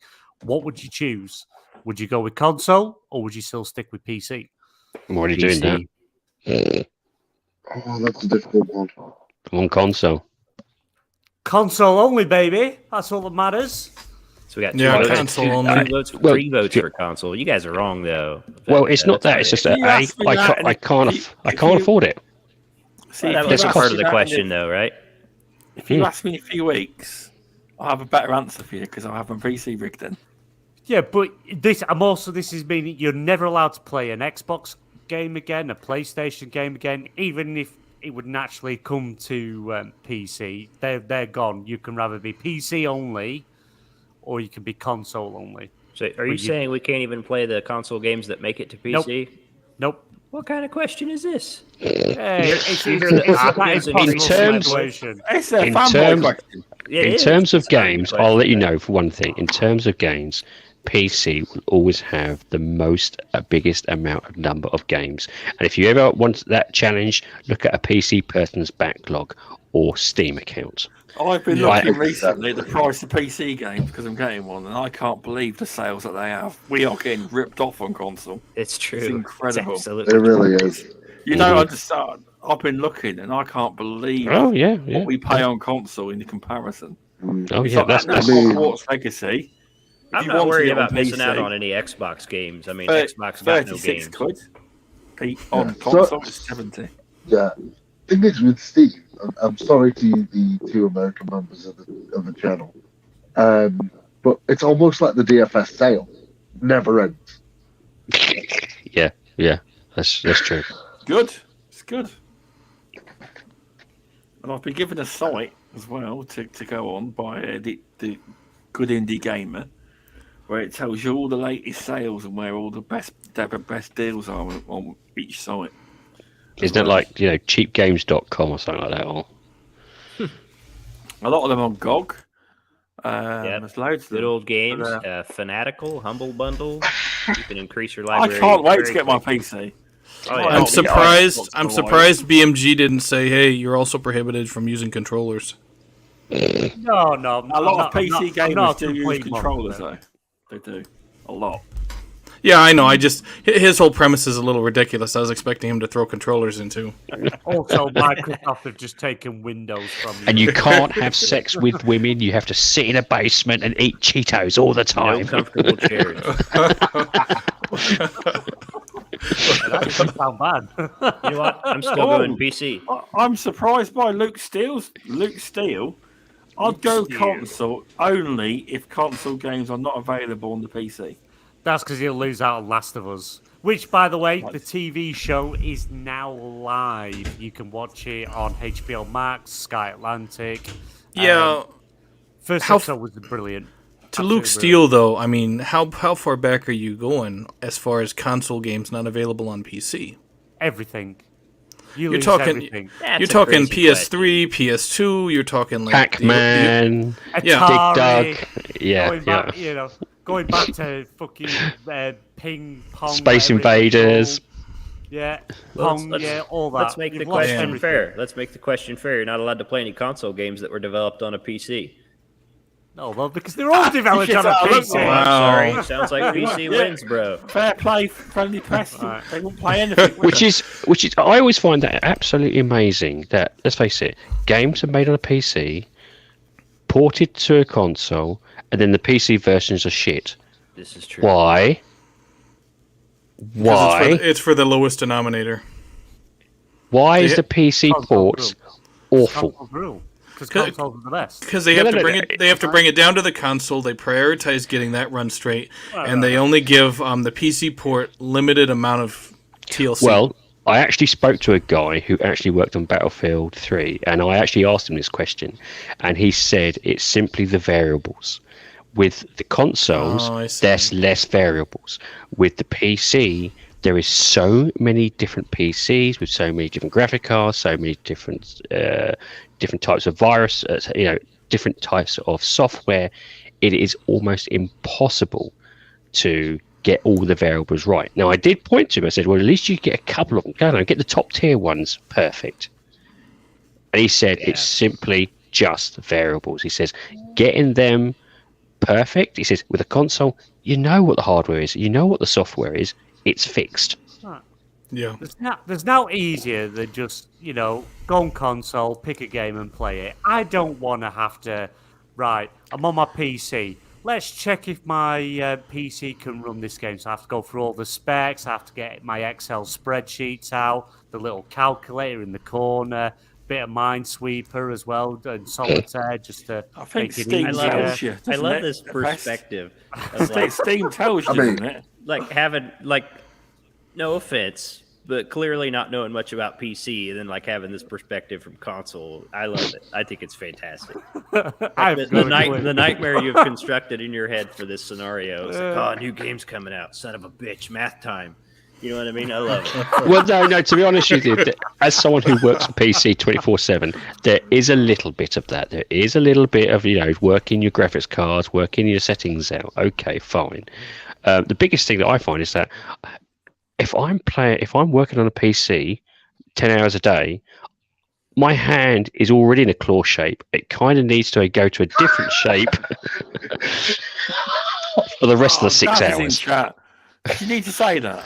Oh, yeah, you could take that either way. Whoa.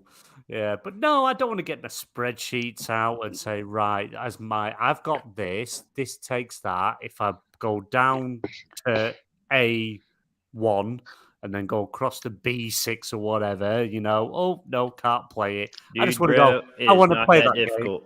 It's not that bad, but it is. There is a lot of settings. Ultra high, less settings. You still have to do it. It's not hard.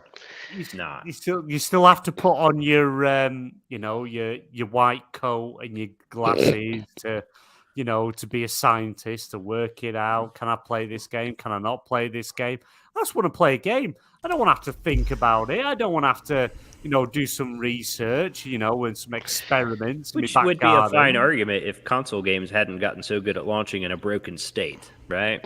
Yeah. To be honest with you, games. That's the games in general. I mean, we have allowed as consumers games to be issued in a broken state. We have allowed it. It's on us. We didn't say at the end of the day, if it's broken, no, I'm not playing that game. What we've always allowed for, and it's how many times have we now heard day one patch? Yeah, that's like bigger than the game. I know, right? Right? We have allowed that. We as consumers have allowed that. It's nothing else. It's not the devs' fault. It's just like how many? It's like let's think it was a dev thing. Oh Christ, we're right up to a deadline. We'll patch it later on. Yeah. So Luke And if we came back, go on. To be fair, most games now have auto detect on the PC, so they pick the optimal settings for you. It's kind of like comparing the PC to console as like apples and oranges. And I know everybody's like, oh, the new Xbox and the new PlayStation can do ray tracing. And you know what? It's like, me personally, I'd rather not have ray tracing. I'd rather have I'd rather have 60 frames per second at 1080p or 4K than I would even have ray tracing. It's like, because if you think about it, you remember the PS3 and the Xbox 360. Oh, they have HD graphics. Yeah, a 720. I don't consider that shit HD. Only until the PS4 Pro and the Xbox Series X was it really hitting HD, in my opinion. So it's like, this generation, we're not going to see the true ray tracing stuff. They won't have that until next generation, in my opinion. Just judging from everything that we've seen so far and how consoles develop and how they evolve. So it's like, stop prioritizing ray tracing this generation, because you can't do it. Just leave that shit. It's like, leave that for PC, and stop prioritizing that for consoles, and instead focus on the frame rates, because people love those 60 frames per second. I would argue a little bit about that, especially with the cloud software computing power that is coming into play. The cloud? Yeah. There is some aspect to that. Now, don't get me wrong. Also, variable refresh rate TVs are a wonder. They also help iron some of that elements out in terms of the frames per second. But I think I'm seeing, and this is just maybe my personal take, I'm seeing that, to be honest with you, ray tracing, that heavy lifting, I wouldn't be surprised if it is going to be picked up solely by the cloud or something. It's going to be a software-based operation that's going to take that up, and the rest of the hardcore, hardware computing power is used for the rest of the game. But you know what? I think it's going to be a split. We've heard that talk before. That was Xbox's main selling point behind Crackdown 3. Oh, the cloud is going to do so much. And that was absolute. That was an absolute bullshit. We both know that was bollocks out of bollocks. So I mean, if it can do that heavy lifting, that's great. But they need to make good on that promise. I think, to be honest with you, I think they were promising something that will happen, but just not yet. Yeah. So from what I'm seeing from the cloud-based systems, they are getting a hell of a lot more powerful, and they are jumping, I would say, quicker than I've seen in most iterations. It is the speed of the cloud systems as technology is improving in terms of connectivity, satellite connectivity. I mean, look, we're getting satellite connectivity now, which is almost comparable to some really good internet. Internet. So and it's jumping so quickly. I think it's going to, I wouldn't be surprised in the next 5 to 10 years, in 5 to 10 years time, this is going to be a thing. We won't even be thinking about it. It'll be just like instantaneous almost. Yeah. I think it's that quick. It's moving that quickly. It's just getting so quickly now. I think, especially with the satellite internet is really good now. It's like, never used to be, but it's like, damn, it is. It does feel like they're developing the technology faster and the services to support that. And I think, I wouldn't be surprised. This is the same thing with like mobile software. Mobile software is getting faster and faster and faster. It won't be long. I have argued this many times. Your phone will be as powerful as your PC due to multiple different factors, like your cloud computing. Your hardware in your phone, it's going to get to that point where you may not need a PC, you just may need a device that connects to multiple things that does all the heavy lifting for you. All you need is a VR headset. Luke Steele will never allow that. You keep And a block doll. I'd say VR headset. Yeah, the first viable VR console gaming will probably happen next generation, in my opinion. When they switch to RDNA 4, the software catches up with it. I think you'll finally have that ray tracing and performance that you want at the same time. As far as the cloud future, you could get there, but there's a lot of infrastructure to improve before that's possible. Yeah, AT&T sucks. I'm sorry, they suck. I think this is where the satellite aspect is going to help out that, because what they're pumping out was it 5 satellites a week or something stupid like that? Yeah. So I wouldn't be surprised if that's gonna help out pretty well in some case. And I'm looking forward to VR. I mean, Jesus Christ, you must know, Pest. The amount of games I throw your way on Twitter, it's like, oh, VR game, tag in pest, tag in pest. I appreciate that, by the way. I usually look at them too. I check them out. You never know, right? Exactly, and that's one thing that I would like to see on console, if we could at least do something similar to that, even if it's AR. What happened to the AR thing Microsoft was bloody doing? Nah. Jesus I Christ. think we've actually brought the AR thing up before in one of Yes, the previous we have. podcasts. Military applications now, isn't it? They sold it to the US military. Yeah, that figures. AR is cool. I don't think it replaces VR. Well, it depends. Have you tried some of the new AR headsets? No, I haven't. But I mean, would you rather have an alien in your room, or would you rather be on the moon? You know what I mean? I think you're very limited with what you can do inside your own play space, as far as like how many games are you going to have? Are you going to stick with board games or the occasional shooter?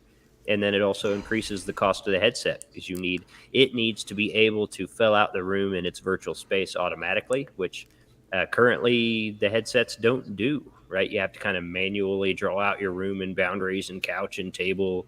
So that stuff's not there yet. And even once it's realized, I think it has more commercial applications than it does entertainment.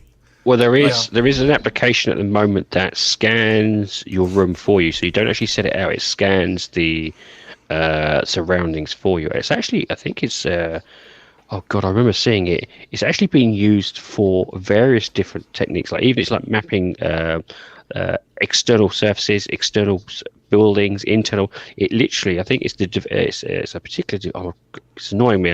I've seen it. It's a particular program which uses your camera to visually map in high definition the surfaces around you, which then it takes that and it can actually transport it into a 3D model. I think they're using that as part of the AR concept, so that instead of you having to try and map it out, it does it for you. Yeah, I'll try and find it and I'll link it to you.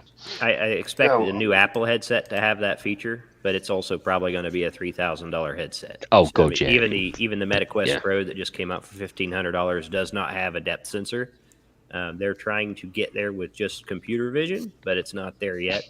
But I think even if you pull it off, right, you're going to fight aliens in your room. You know what I mean? You got to play cards on the table. Yeah, you make a lot of good sense with that, Pest, because I think it has more retail applications or commercial applications and entertainment. Like I could see them using it in construction or, basically to decide where something's going to go before they build it. I could see AR being used for that. The coolest example I saw was that Intel uses it to train people. You That's put on good. the headset, it Yeah. shows you how to take apart the server on like an overlay. I think you have a lot of practical use there. And I'm not saying like AR has zero entertainment value. I just think it gets beat by VR. Without a doubt. But I do think there's the ones I see. I think it's Nreal at the moment. You can actually turn your AR into VR. So basically, you can actually put on a darkening background glasses, like these glasses. Put on it's blinkers at the back of it, and it turns it into VR. Sure. So there is. You're right. VR is definitely going to be the much more experience. But if you want to be moving around and doing something, AR is probably pretty good. I think, to be honest, both are going to be a combination. I want both of them to become to a console. I want them to come to everywhere. My MetaQuest 2, right, which has been out for what, 3 years, something like that. It can do AR experiences. Now its pass through is in black and white, and it's not that sharp, right? But there's a board game called Demio, and I can set the table up in my room, and I can see my room around me, and I can play the board game on the table, and it's cool, right? Or I can play the board game in the basement of the VR experience, right? Oh, I think at the moment, I think the way the surf, they've got glasses now, almost like standard, typical glasses that can almost do that. I think it's going to get to the point where your VR headset is just going to get smaller, and it'll be just glasses. It'll be just as your ordinary glasses that you'll just whack on, either plug into something like your phone or your PC, and there you go, done. Yeah, maybe eventually it'll just become maybe just an implant in your head. Oh no, that's where I draw the line. That's where I draw the line. But speaking of VR, we have Congratulations to PSVR 2 picking up Best VR Award. Visual fidelity and smoothness of the picture is incredible. The controllers feel great with impeccable haptics, and the games are amazing. BMG, I come What? to you on Sorry. this one. He wasn't listening. I was in the middle of doing something. What did you ask me? I was saying about the PSVR 2 and how the visual fidelity and smoothness of the picture is incredible. The controllers feel great with impeccable haptics, and the games are amazing for picking up the Best VR Award at the CES 2023. Well, it's PlayStation. Everything they do is amazing. Oh my. You know, Oh no! everything they touch is, you know, I opened a rabbit hole. play has no limits. PSVR 2 has no limits. Everything they do is just amazing. And if anything, they deserve like the World Peace Award for everything they do. Jim Ryan is his uncle. I'm just saying, Jim Ryan is his uncle. That's why he's part of it. Sorry, just give me a second, Jim. Just get off me. I'm telling him. Sorry. That was good. Pants are staying on. But yeah, no. It's to be fair, it's hard because it's like it's only been in the hands of people that have tried it out and tested it in a controlled environment, so it's going to work exactly how they wanted to show it off. Dude. Oh, bro. And That's this is so the not thing. True. Until it gets out in the wild and it's actually in people's hands, it's it's going to make it harder. But it deserves everything it's got. It's got the inside out tracking. It's using the DualSense features, and unless you've actually tried a DualSense controller, it's hard to explain on what it can do. But you've got these haptics and adaptive triggers in the controllers and in the headset, so it's adding that extra immersion, and that alone is something that no other headset is doing. Which is awesome to see. And Does need a vibration bodysuit though to really give you the full 360-degree experience. Believe it or not, my niece, she's deaf, can't hear, completely deaf. But there's a company, and I can't quite remember the name of it, but they make think of it like a bulletproof vest, but thinner, but that sort of design. Yep. And it's like an impact vest. So when things are happening in game, because obviously she can't hear it, whether it's a VR game or a normal game, it vibrates to suit that position. Exactly. Yeah. So she can still experience them sort of things, which is awesome, which is amazing. And the PSVR 2 has them sort of same things. Say a spider crawls on the back of your head, you're going to feel as the sensation of a spider crawling on the back of your head or your hands. It's yeah, I know it's not for me, but it's nice to see them being recognised for still, getting these awards and things. Again, it's still tethered. There's only one wire, but I can't wait to get it. I'm not getting it on release day. It's something that I'm going to get a bit further down the line because, to be honest, I've got many more equipments to. Will they be doing a wireless option at some point? Is that where they're going to be trying to lean to? Because even still with a wire, knowing my luck, I'd probably garrot myself somehow. Yeah, this iteration they've gone from, because I had the PlayStation, I had the PSVR 1. You had to buy a camera, you had to buy them stupid ones with the balls on top, and it was like two wires into a junction box, and then 3 wires came out of that. It was a nightmare. It took you about an hour to set it up. You had to get the instructions out, make sure no labels were missing, so you knew which wire was what. But this is literally a USB-C cable that runs from the headset straight into the front of the console, which is easier. 1 wire, easy manageable. You don't need a camera because it's got the cameras built inside and out on the headset, and it can automatically track the DualSense controllers in your hands as well, which is better. But I think that's where they're going to lean towards. I think you are going to see a wireless option on their next one. I don't think you're going to get it the PSVR 2, but I think it's a definite for PSVR 3. I think they're going to end up selling it as a standalone thing. Well, congratulations to PlayStation, the best console on the market today, with the best games out and the most first-party games out.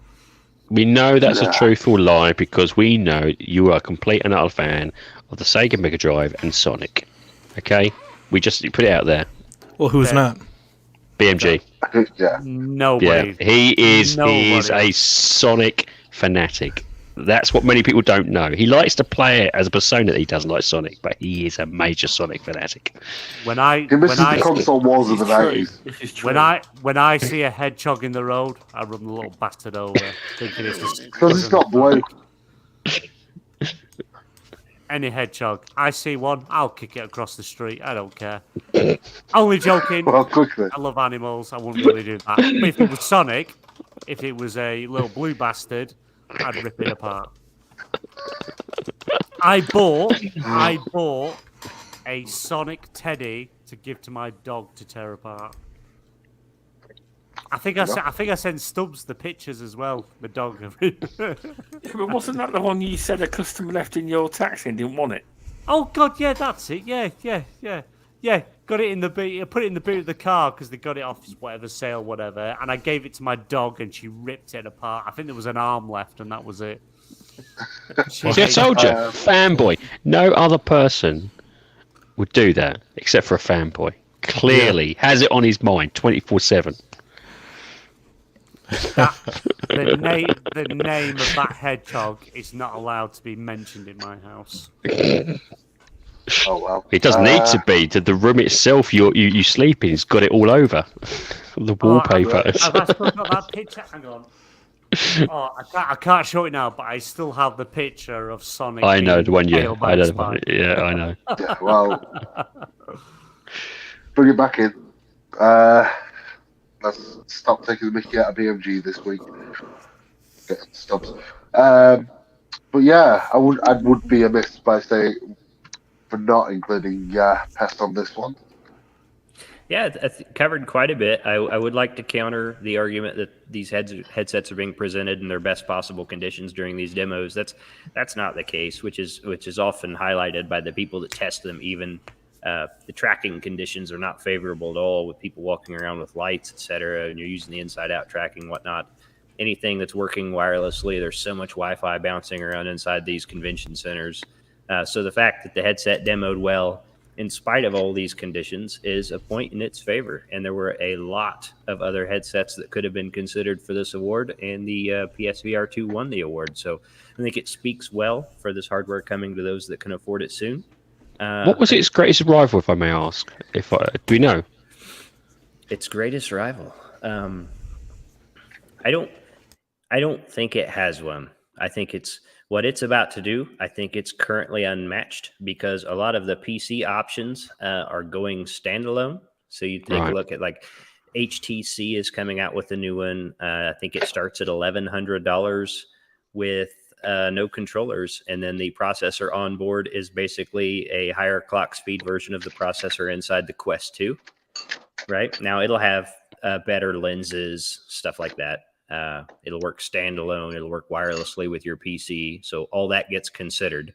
People consider how well the controllers work, how comfortable the headset is, how good the picture quality is. I think PlayStation's getting the nod here, not because it's the most advanced headset, but it becomes the best budget way to have a really high quality VR experience. Yeah, and I think that's why it's getting the nod.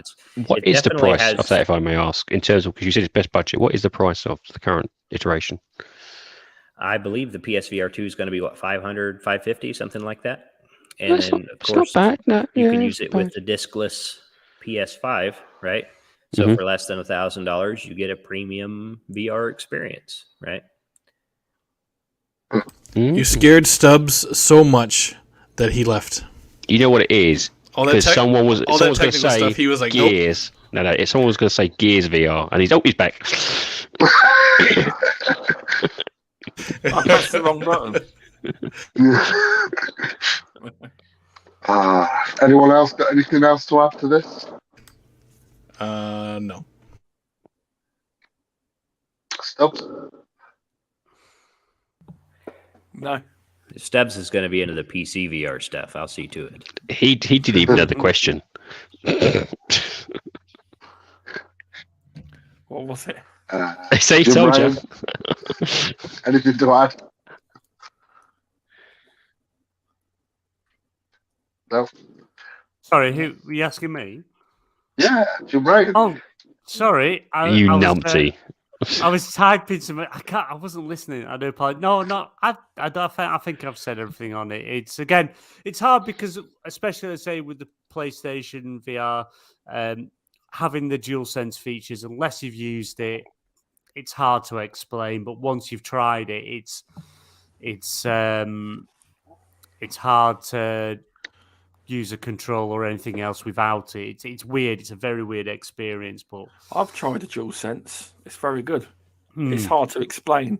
It's something you got to try. You do. Astro's Playroom. I tried. It's quite good. It's just I keep thinking how it's going to play out in VR. That's going to be a very surreal experience. Like if it's raining, you would feel like it's raining on your head. It's weird. If you're hitting a giant, it's going to feel like you're hitting a giant. Yeah. We're talking about Why do I feel the lewdness is going to be the biggest selling factor for this? Hell yeah. I think I remember seeing a TikTok of the previous iteration where there's one guy being banged and he goes to the other room to tell the other guy, is like, say his mate's doing it, it's him who's doing the banging. Oh yeah, I've seen it. I've seen that. Yeah. It's walks in with Cameron, he's just like bent VR headset on and he's bent over on the bed on all fours. That's right, yeah. He goes in to tell the other mate when it's like, look at this guy's doing it. He just sees him humping away at nothing. And he's like, oh my God. It's awesome. That's awesome. I wonder if that actually happens in VR instead. I wonder if it's just like Arse pest. Pest. You are the resident VR guru. Is this an actual thing? Do people do this? I have not explored that ground, but I am absolutely confident they do. Speaking of haptic vests, you were talking about one that vibrates. I saw one the other day. The company is OWO, so OO, right? And they have, it's a shirt that you wear that has contact patches and it electrically stimulates your muscles for feedback. Yes. So I saw a demo shooting a rifle. And it literally is engaging the muscles in your arms to give you the feedback, right? And you can adjust how intense it is. It can be very uncomfortable. Just to kind of reiterate on that, the reason why I kind of talked about the impact vest is I do know that vests at the moment, and a friend of mine is actually helping develop it, is actually being introduced because the vests themselves are going to be trying to monitor your heart rate, your blood flow, your heat, and they're gonna, some are using it for the health benefits for like your hospitals and NHS. Some are actually going to be using it in terms of games, so they know if your heart rate goes up, then it will talk to the game, and the game will then utilize that information to maybe scare you more or bring down a scare, or different ways of how that's done. They promised that with Connect 2. Oh god, yeah, but the guy is actually dealing with his vest. He's actually working for Google. So I have a gut feeling that's probably going to happen at some point. If this happens, I'm getting a VR sucks tattoo. Not going to happen. Yeah. Tools are great, but you got to make the developers use them, right? And the developers only use the tools that sell. But I think most of it at the moment it's leaning towards more for medical issues in terms of the vest, in terms of monitoring the body. But he did say that some gaming companies were looking into it for the very reason where that feedback could be then fed into the game, and then the game itself, AI, would utilize that data to manipulate the situation further to make it either more scary or more visual or more impactful. Yeah. So, is there anything else anyone want to talk about? We haven't mentioned. Have we mentioned the Xbox Developer Direct? Yeah, we mentioned it earlier. Oh, we did. I'm sorry. He was part of the conversation, if I remember correctly, wasn't he? Yeah. But we are looking at release dates for all the games, Redfall especially, which I think is actually aimed at May, 23rd of May. I think it's around there. Yeah. Quite cool. That's the rumor I heard. We'll know for certain this next week. Well, not next week, week after for us. No, it's next week. Yeah, but by the time our next show is out, for after it.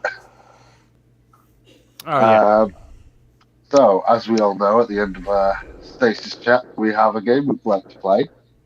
This is your first time playing Sanity. Are you ready for 20 questions? Oh, God. Look, okay. I'm not in love with BMG, no matter how many people say it.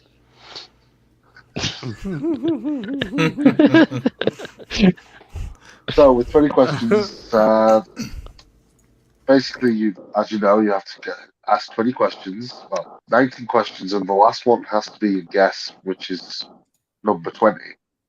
However, you can ask the audience for help or talk amongst yourselves. So, okay, let me get it straight. You got asked 19 questions, but the 20th question you have to guess. Is that correctly? Yeah. So it's 20 questions. The last question has to be the guess. If you say a game, I see. Right, if gotcha. you say a game before we figure it out and it's wrong, then we lose. So we've got 19 questions and a guess. So we've got to figure out what the game is. Yeah. Right. Removable as the other guess. You want to go first? Okay. Is it an RPG?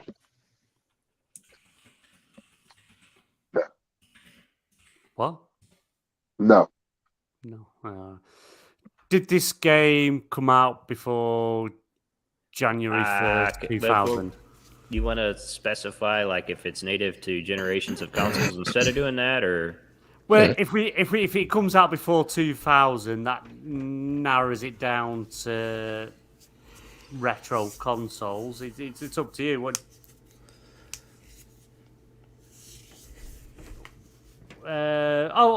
Did it come out in the PS2, Xbox 360 generation? I can't remember which Those aren't the same generation, bro. Are they not? Are you sure? Xbox One. Sorry, Jesus. No, I give up. Xbox One. No, sorry. Xbox One, Xbox 360 generation. That's two different generations. There's still two different generations. Right, someone ask a question for me because I can't even think what I'm saying. I know the Fosters is doing the talking. I get it. Oh, Jesus. Fosters. Did it come out in the PlayStation 2, Xbox One generation? You know what he means. Take it. The original Xbox. What'd you say? No.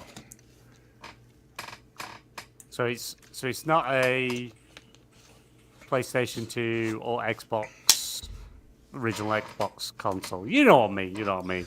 Okay.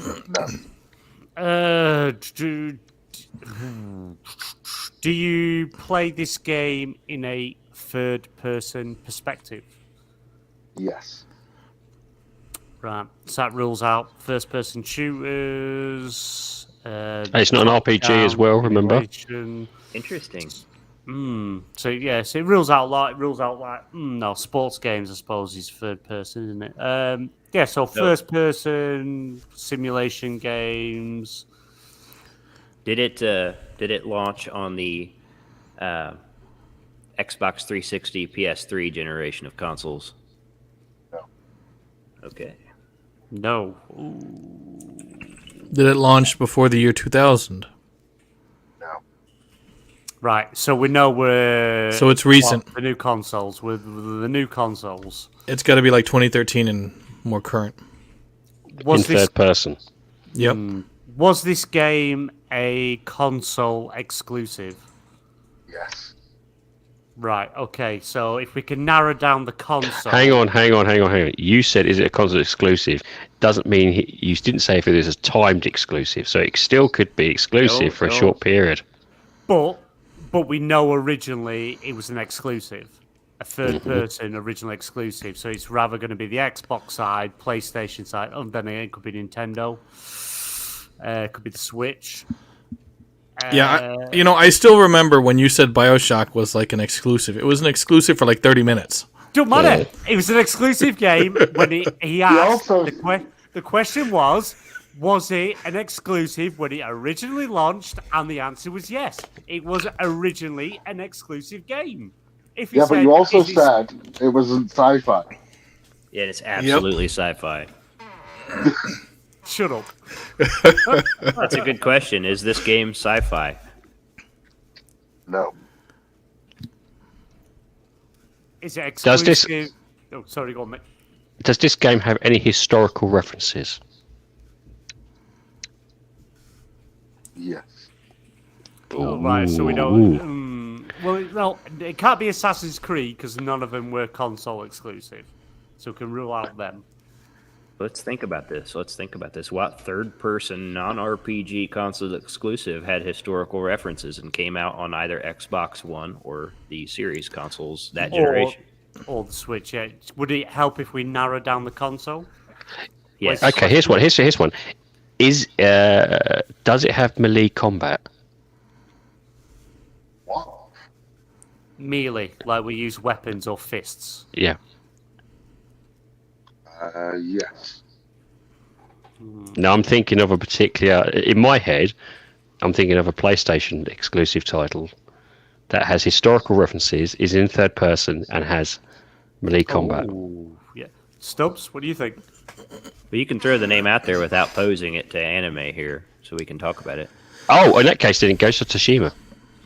Could be. Doesn't it have RPG elements? No, No, I don't not think it did. really. No. You don't have any No. kind of character progression at all? Skills?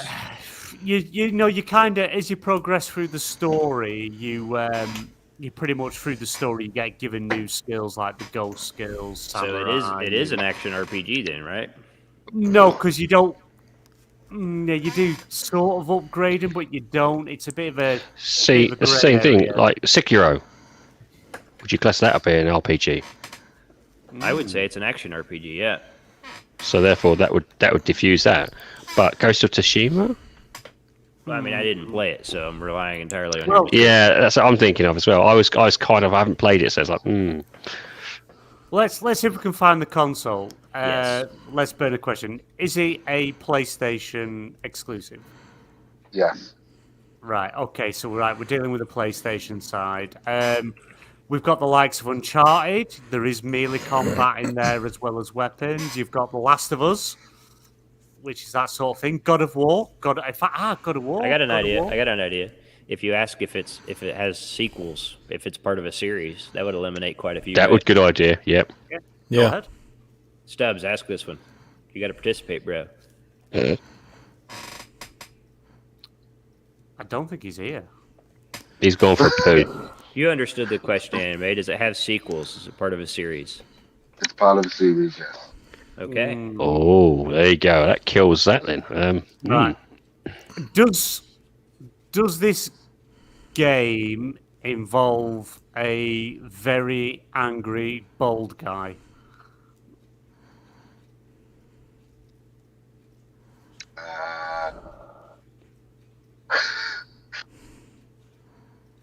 Not from memory. Well, it's not God of War then, because he's bald in all. Remember, he said it also had some historical references. Which it did. Yeah, you've got Norse mythology, Greek mythology. So Right. it's a game that has historical references, third person, not an RPG, has melee combat, and is exclusive to PlayStation. I think it's It's- Uncharted. Yeah, it has to It's be. got to be an Difficult. Uncharted game. I think it's Uncharted. Difficult. Well then, okay, what has Uncharted got that we haven't mentioned yet? It's got cars, right? Puzzle- It's got some vehicles. Puzzle solving. It's got puzzle But- solving. There is weapons. You can kill people. Did every Uncharted game have vehicles? But remember, you've also got Yeah. The Last of Us. Yeah. That's got a slight historical reference. Hang on. Here we go. Hang on a minute. This will tell us if it's Uncharted or not. Is the main character in this game called Nathan? Yes.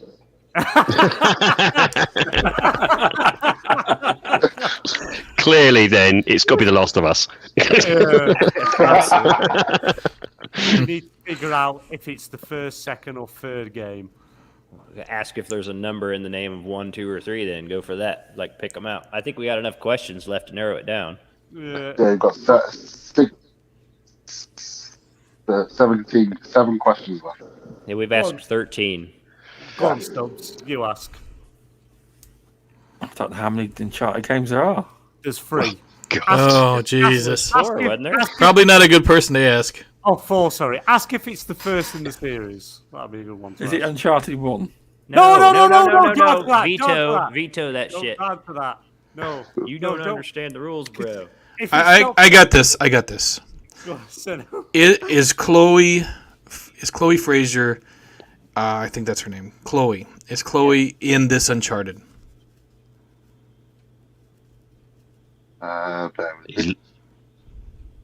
He's looking it up. You want to just give it to us, Anime, because we got this mathematically. We got this. Because if she's not in it, then it's got to be the first one, obviously. Yeah.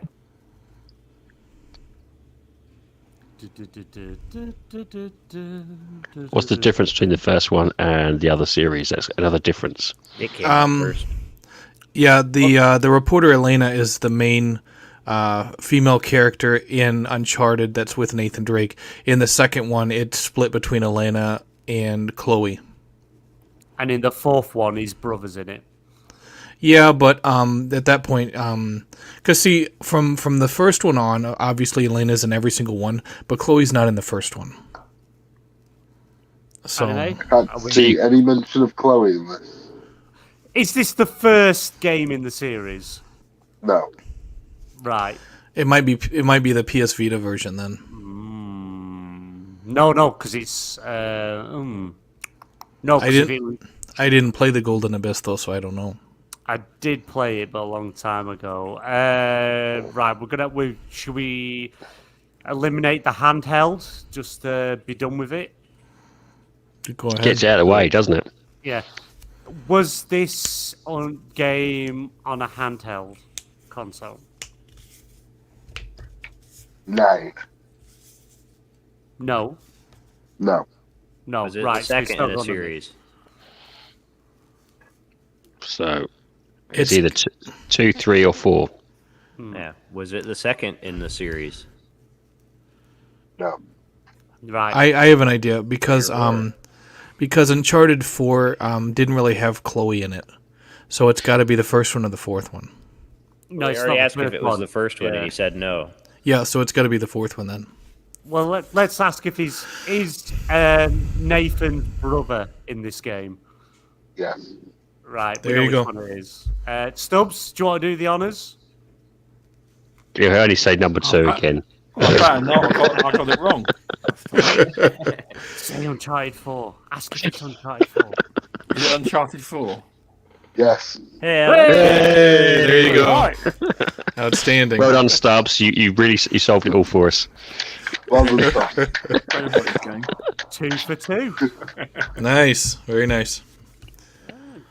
Good pick. 2 for 2. Yeah. It didn't take us long to narrow it down either. No, we're No, getting I better at this. We're getting better at this. Yeah. You know what's going to happen next? It's going to be a retro title set in the year 1980, and everyone's going to be like, "I ain't got a bloody clue." Don't give him except for like myself and maybe any other old fart has been there. It's considered good Yeah. sport to pick a game that people will be able to guess, right? Oh come on! You telling me you haven't played Werewolf London on the Spectrum 128K? Clearly, you must know what that game is. I've heard the song, but it's probably not by the same people that made the game, so no. I've heard of a werewolf, and that's about it. Right. Oh. Well, that's it for this episode. So, Stubbs, where we can find you?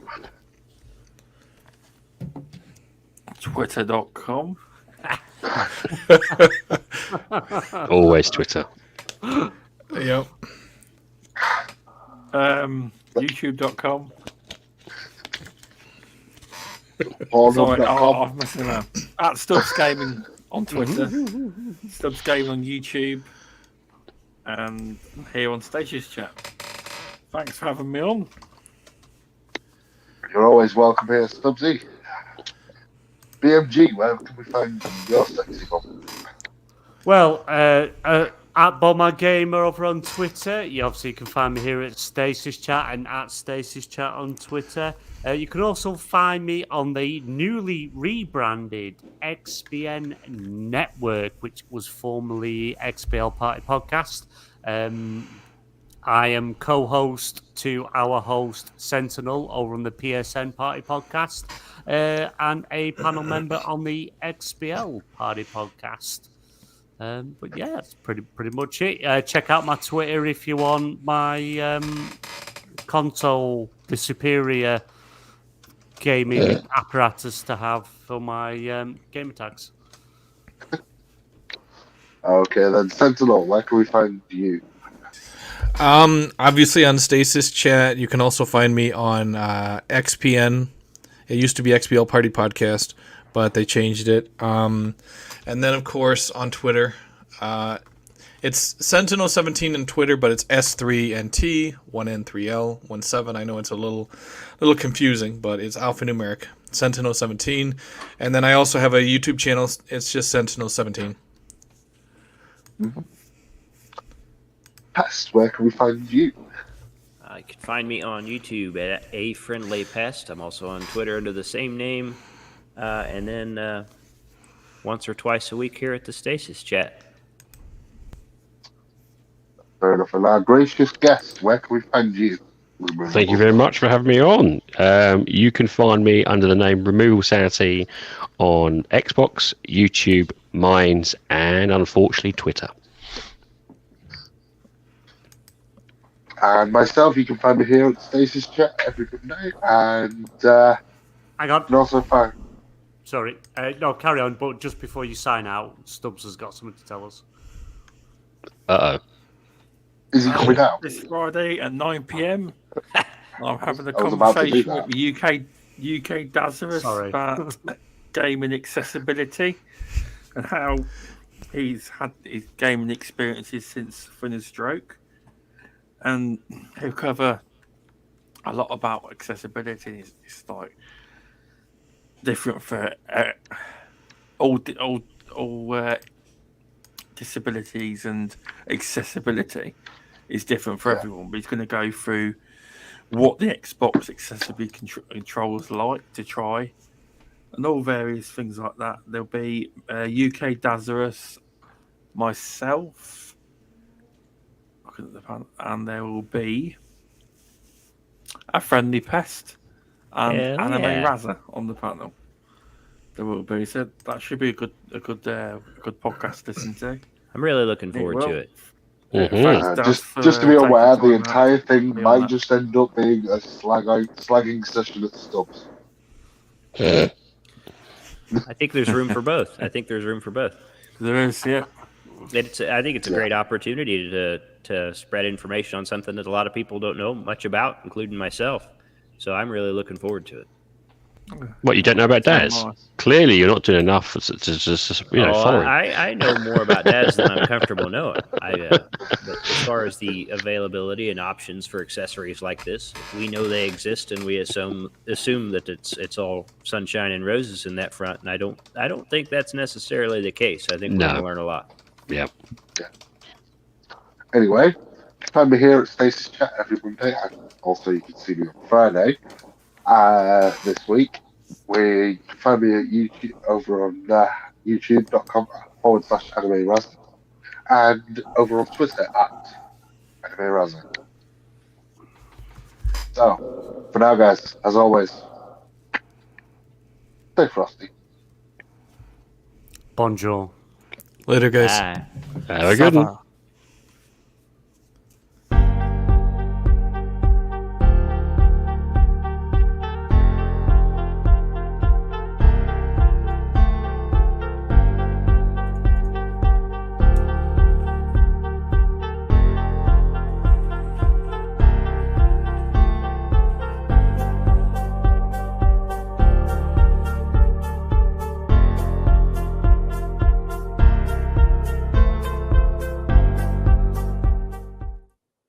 Yeah, clearly that was a Let's do it again.